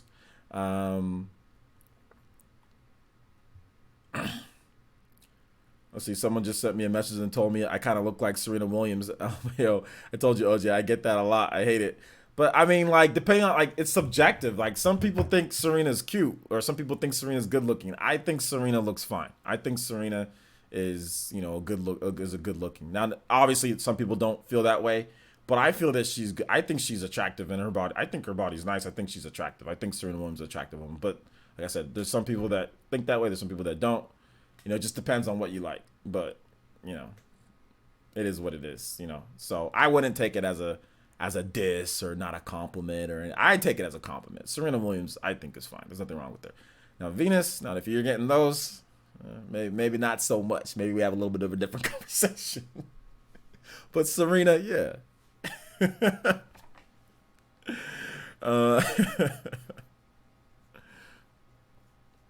Let's see. 16-year-old dating a 25-year-old wouldn't fly if it was a man. Oh, it absolutely wouldn't fly. It absolutely wouldn't fly. It would not fly at all. It would not fly at all. Although in certain areas, like a 16-year-old, that is age of consent. So, but yeah, you're right. I mean, heck, we saw it right now with Captain Zach and Ally, right? Ally's 20, Ally's what, 27, 28, Captain Zach 16. Even though it's legal in Canada and in Captain Zach's home state, people still had a problem with it. People still said it's inappropriate. Everybody was saying it's inappropriate, or most people saying it, even though legally it's fine. But Captain Zach, I guess, was looked at as the girl in the relationship, or the younger one, you know, or whatever. But you're right. You know, we can take that as a prime example right there, you know. But let's say if it was reversed. Let's say there was a girl that was 27, 28 in the Smash community, and she dated like Leo. Let's say Leo when he was like 16 or 17. I don't think people would have a problem with that. If there was a girl that was 28 and they were dating Leo that was like 16, I don't think it would be that big of. I don't think it would be as big of a deal. I don't think it would be like, oh my gosh, like Leo's getting like a predator on. You know what I'm saying? So, but that's just me. I could be wrong.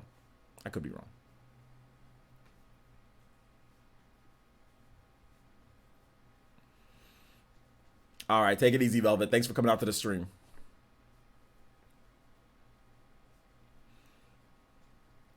OJ don't need to date girls because he's bruh. Shut up, Xavier.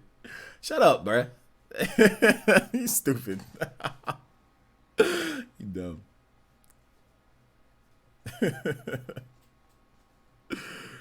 Oh man, Serena would beat me up. Serena would definitely beat you up. She'd actually knock your head off with a damn tennis racket. That's what she'd do. She'd actually just grand slam your head with a tennis racket. I didn't date Dora. If I dated Dora, I'd date the adult movie Dora. If I was gonna date Dora, it'd be the adult movie Dora, not the child Dora. The adult movie Dora is, how old is she? She's 18, so she's of legal age.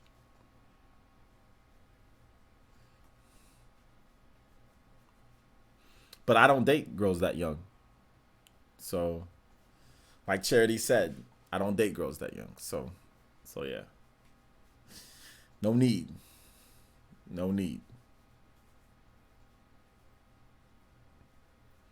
We're talking about the, no, I don't want to date Dora in the movie Dora. Nah. She's too young. She's 18. She's too young.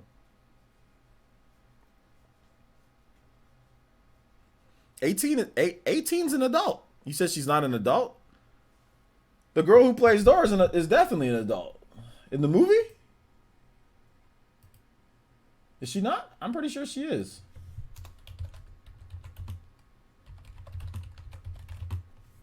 Let me check.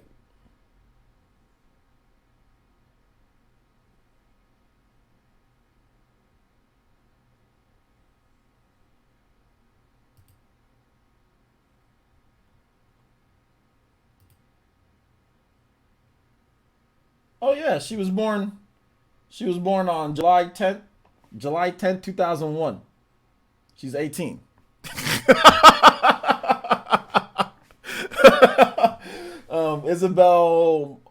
Isabella Moner? Yeah. She's 18. She's from Cleveland, Ohio. Yeah, there's a Dora movie. There's a live action Dora movie. Isn't the movie Dora still in high school? I'm talking about the girl herself is 18. I ain't talking about what they portray in the fake movie. I'm talking about the girl herself is 18. Bro, she's like 2 weeks older than me. The Dora movie, we've known about the Dora movie for a while. She was also in Transformers: The Last Night. She was in Instant Family. And she said she also voiced Kate in Nickelodeon's animated television spin-off series Dora and Friends Into the City. So she played as Kate in the spin-off, but then she actually is Dora in in the new movie. So yeah.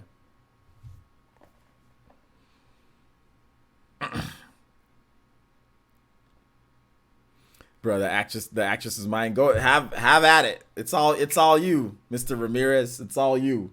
Good luck. Good luck.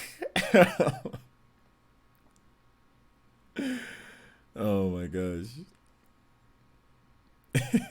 All right, guys. I'm gonna stream for about 3 more minutes. So if you guys have questions, feel free to drop those questions. Drop those questions in the chat.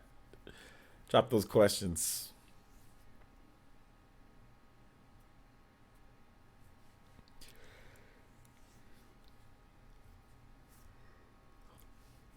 I'm older than all you guys. I'm 45.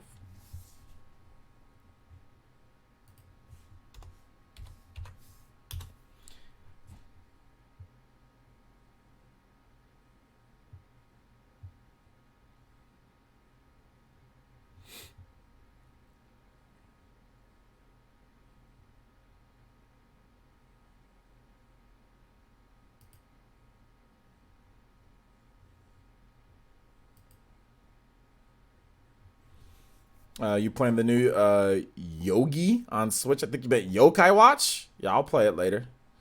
She's only like 18 for a month. I can relate. There you go. What's for dinner? And by the way, you said in the stream a little while ago that you're in your 30s. I never said that. Did I say that? I meant 45. Yu-Gi-Oh? Nah, I ain't playing Yu-Gi-Oh. I'm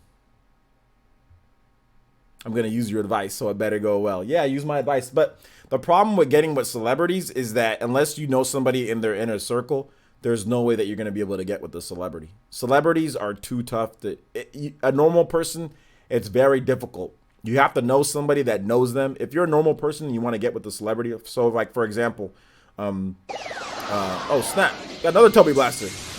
Yo, Abaddon with that almost Toby Blaster. Let's go. Abaddon with the 10. It says, I feel like I missed a lot. Anyways, what up, homie? What's up, man? Yeah, you missed a lot. We've been streaming for 3 hours.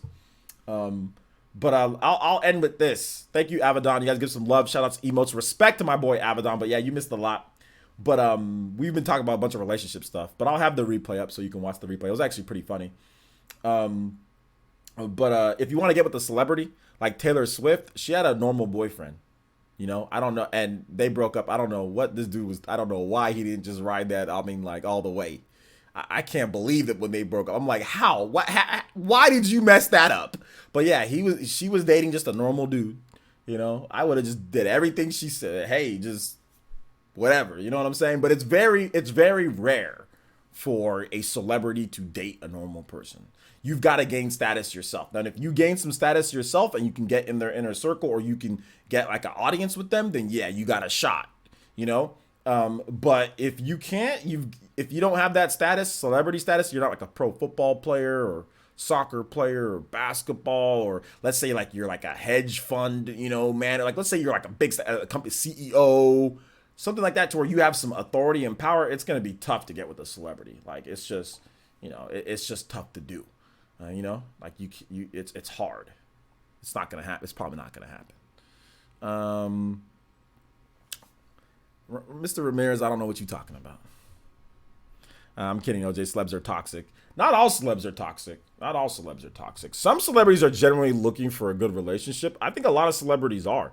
It's just that the way that their life, like, you know, like when they go outside, people rush to swarm them, you know, in order to, you know, they don't live a normal life. A lot of celebrities, they get recognized a lot. So it's difficult. That can change you, you know, but there are some celebrities that are toxic as hell, you know. So yeah. All right, take it easy, VC. So it is what it is. So yeah, there you go. Okay. So there you go. Charity. We got a number of guys that can take you out on a good date. Party Man can take you out on a good date. VC can take you out on a good date. Mr. Ramirez can take you out on a good date. You said you like Hispanic. You dated Hispanic man. Mr. Ramirez can take you out on a good date. We got a number of the PE Ninja here that'd be more than happy to take you out on a date. Right there. We're going to do our meetup. Okay, Charity, now that you're here, we're going to do our meetup probably next year in Texas. We're going to try to go to a convention in Texas. PlayerEssence meetup. We all meet up maybe next year or something like that. You can just take your pick. We can all, one of Party Man will take you out on a date. Then VC take you out on a date. Then Mr. Ramirez take you out on a date, and whoever you like the most, it'll be like one of those dating games, like where you're like behind like a thing, and then like I'm like the host, and then like they each say something, like you ask them questions. We'll do one of those. we'll do one of those, and then you can pick one. She said you're what the hell? What are you dude? Party Man, you're like what, 20? Party Man, you're like 22, right? Charity's 25. What do you mean you're too young? What the hell? Charity being snobby. VC's gonna hit it and quit it. VC's like, come on.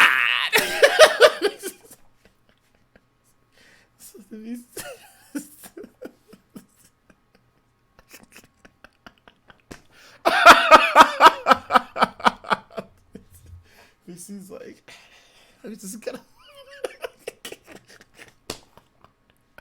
No, VC totally would, dude. VC totally would. VC's like, Charity, I'll love you forever. He's gonna be in the bed like Quackbagger. All right. Charity's gonna be like, I thought you said you want to go on another date. Did I? All right. You hop into like a convertible with another girl and drive off, dude. That's VC.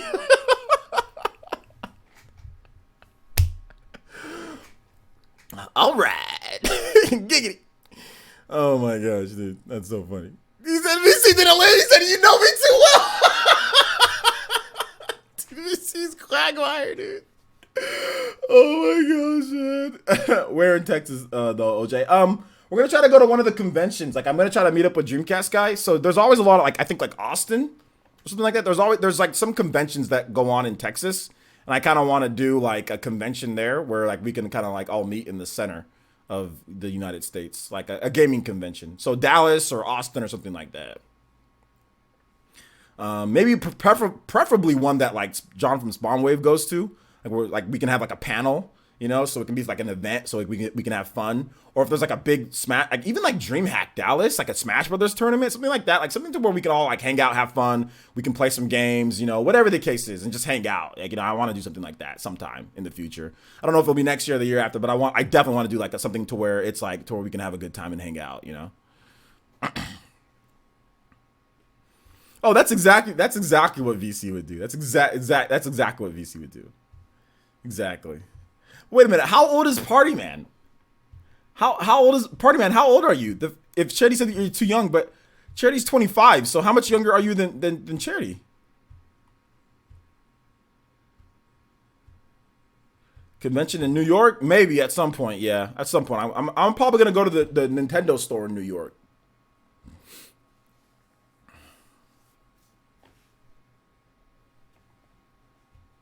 Only 4 years. Oh, so Charity won't date somebody that's 20. Charity, you won't date somebody that's 21?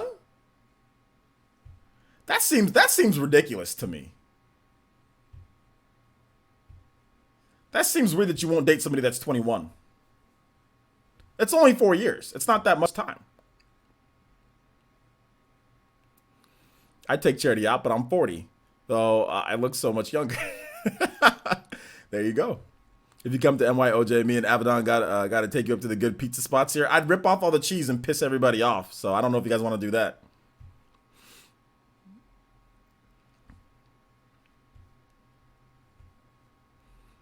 $21-year-olds are immature, OJ. You know that. Nope, tried it and it didn't work. No, but here's the difference though, Charity. Here's the difference. Party Man is a gentleman. Have you not heard him speak? Have you not heard like his talk? He's a true gentleman. He's much wiser beyond his years. You know what I'm saying? Like, he's much wiser than his years. He's not the same like me at 21 compared to Party Man at 21. Dude, it's like night and day. You know, in terms of the way that he acts, from what I even can just gain from his demeanor, how he acts and everything, he acts like he's 27, 28. He don't act like a typical 21-year-old, outside of the fact that he has a lot of time to play video games because he's still in school. But that's about it. But that doesn't mean he's immature or anything like that. So I'm going to have to disagree with your assessment on all 21-year-olds. It's not, yes, that's the case for a lot of them, but I don't think you can put Party Man in the same category. You know?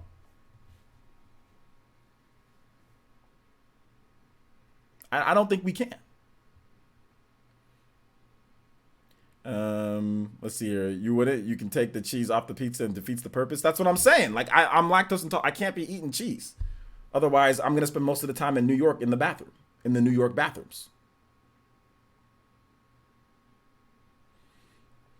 OJ, call me the online wingman extraordinaire. The super wingman extraordinaire. In my day, I've had quite the wingman experiences. They used to call me I got like a Purple Heart for all. I got multiple badges of service, like for all the football players at Fresno State and at BC. I'm a trooper. I've been a wingman extraordinaire before. You know, I've done it. I've done it. You know, that's how you know you build trust with people. When I was in college, people used to pay me to do their homework for them. It was a service. It was wingman and homework. Hey, you go to OJ, not only will he do your homework for you, but he'll also be your wingman. It was a two-tone service, $30. $15 for homework, $15 for wingman. Just buy me a drink. Buy me a drink, buy me a slice of pizza. I got you. Pay my entry, you're covered. You know? It was a good service I ran for a bit. You really trying to get me to date though. Because Charity, you be dating Charity, I already know the type of, because like you're not into the gaming culture, so I already know the type of dudes you be dating. You be dating those super douchebaggy, super douchebag, you know, I'm only interested like basically like VC times 3. You know what I'm saying? You be dating these super VC, like take VC and his attitude, and then, because VC's a cool dude, but make it way worse. Like you be dating these, I already know you be dating these douchebags. So I'm just trying to tell you about the nerds, you know what I'm saying, that would treat you right. You know? That would actually treat you right. That's all I'm trying to say. My friend was the worst wingman, but I would always be the best wingman for him. That's what you got. That's a good friend. You should start an app. Nah, I'm good. My wingman days are done. I'm retired. I'm a retired, I've served my time. Had a good 4 to 5 years of wingman experience. I think I had a good career, but it's time for me to pass my knowledge on to the younger generation. It's time for me to pass my knowledge on. But no, I'm done wingmanning. Because you know why? I'm done wingmanning because I don't give a damn.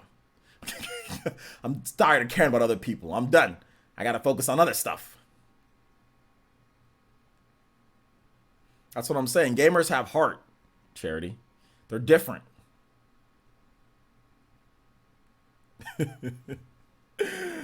Oh my gosh. Let's see. That is why Peach and I work well. There you go.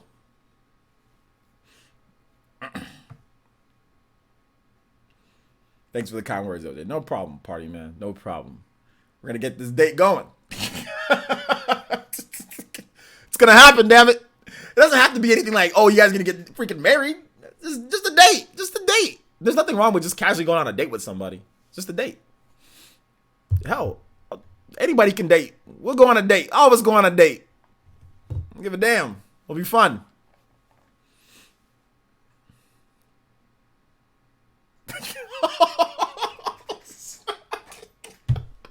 Oh snap, yo, party man. Look at what Charity said, dude. There's so many jokes I can make, but I don't know what, I'm trying to think of what angle I can take here.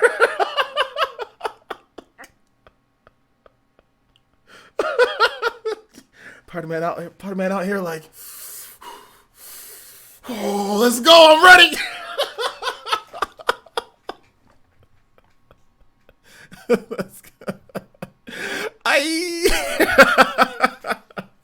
You know, I've always been a fan. I've never been a big fan. I've dated petite women before, but I've never been a big fan of super skinny petite women. Never been a big fan. Never been a big fan. So, you know, I'm not sure what type of women party man likes, but you know, based on what Charity said, a little bit more on the thicker side, but you know.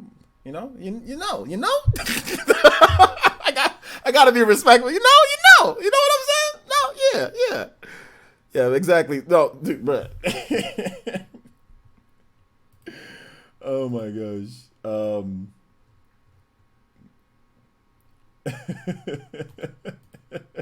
Hold on, let me show y'all something here.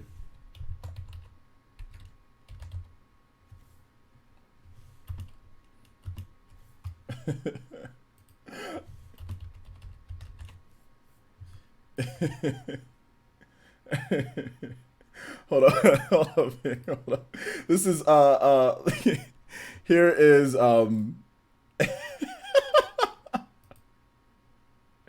here is live footage of Party Man sliding into those DMs. Live footage of Party Man.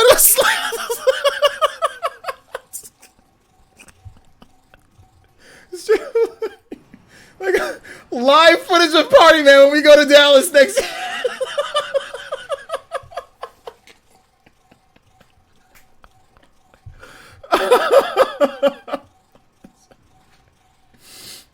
Party Man straight up like sliding into them DMs like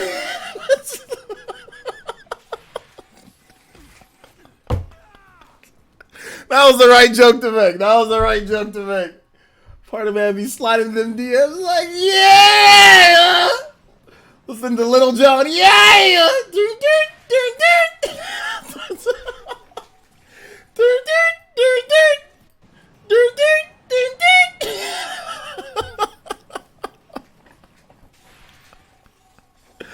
Okay, I'm done. Oh my gosh.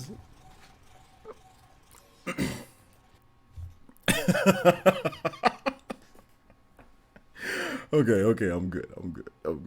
All right. Okay, I'll show you funny as hell. Just like sliding in, bro. Sliding in. Yeah. Well, that's the problem. You can overheat in Vanquish. You can overheat, so you don't want to overheat with the sliding. You know. Also, shout outs to Ritnoko 1320 with the subscription, man. Thank you so much. Appreciate that. I don't know what you walked into, man, but yo, I'm good. Oh my gosh. All right. I'm partying all night. LOL. All right. I think this is a good time to end the stream. All right, guys. We're going to wrap it up for this one. Thank you guys so much for watching. I do appreciate it. Hopefully you guys had fun during the stream. I know I had a ton of fun. It was fun just talking about stuff. Make sure you guys check out my most recent videos, guys. We got videos that were already up on the channel. Video talk about the new Switch. So make sure you guys check that out. I'll put a link there. Just make sure you guys check that out. Also, my previous video on Astral Chain and also Daemon X Machina. Go ahead and do that. Check out those guys. And we will see you guys back tomorrow. We're going to have a live stream tomorrow. What the hell's up with my chat box? It's not working. We'll be back tomorrow for there you go. Now it's all going crazy. We'll be back tomorrow for more streaming action. We are going to be playing a game tomorrow. So I think we're gonna play Super Smash. We're gonna play Smash Brothers. I don't know. I kind of want to play Smash on Saturdays. I think maybe maybe Tuesdays we do Mario Kart. Thursdays we do single player game or something like that, or some other type of game. And then Saturdays we do Smash. I kind of want to do Smash on Saturdays. I think Saturday's a good day for Smash. I don't know. But anyway, all right, guys. Yeah, Smash Saturdays sounds good. All right, because then we can do tournaments and stuff. We have more time on Saturdays to do stuff. But all right, guys. Thank you guys so much. I do appreciate it. I want to do more multiplayer games. I mean, we can do Mario Maker, but I mean, like maybe that'll be like we can vote. So Thursdays we vote. I'll put up some games like, hey, we got Splatoon, we've got Mario Maker, and I'll let all the Elite Ninja vote. You can vote on Patreon and you can vote on the YouTube page. Or I'll just make it to where you can vote on Patreon. So yeah, we'll just do that. Vote on Patreon and the YouTube page. And on Twitter.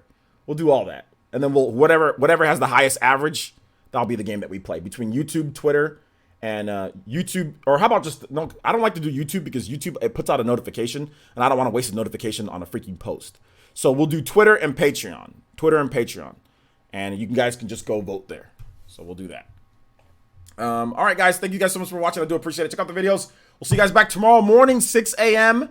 PT, 9 a.m. Eastern time for my new video. It's going to be on Astral Chain, so we'll talk about that some more. So, all right, guys. Peace.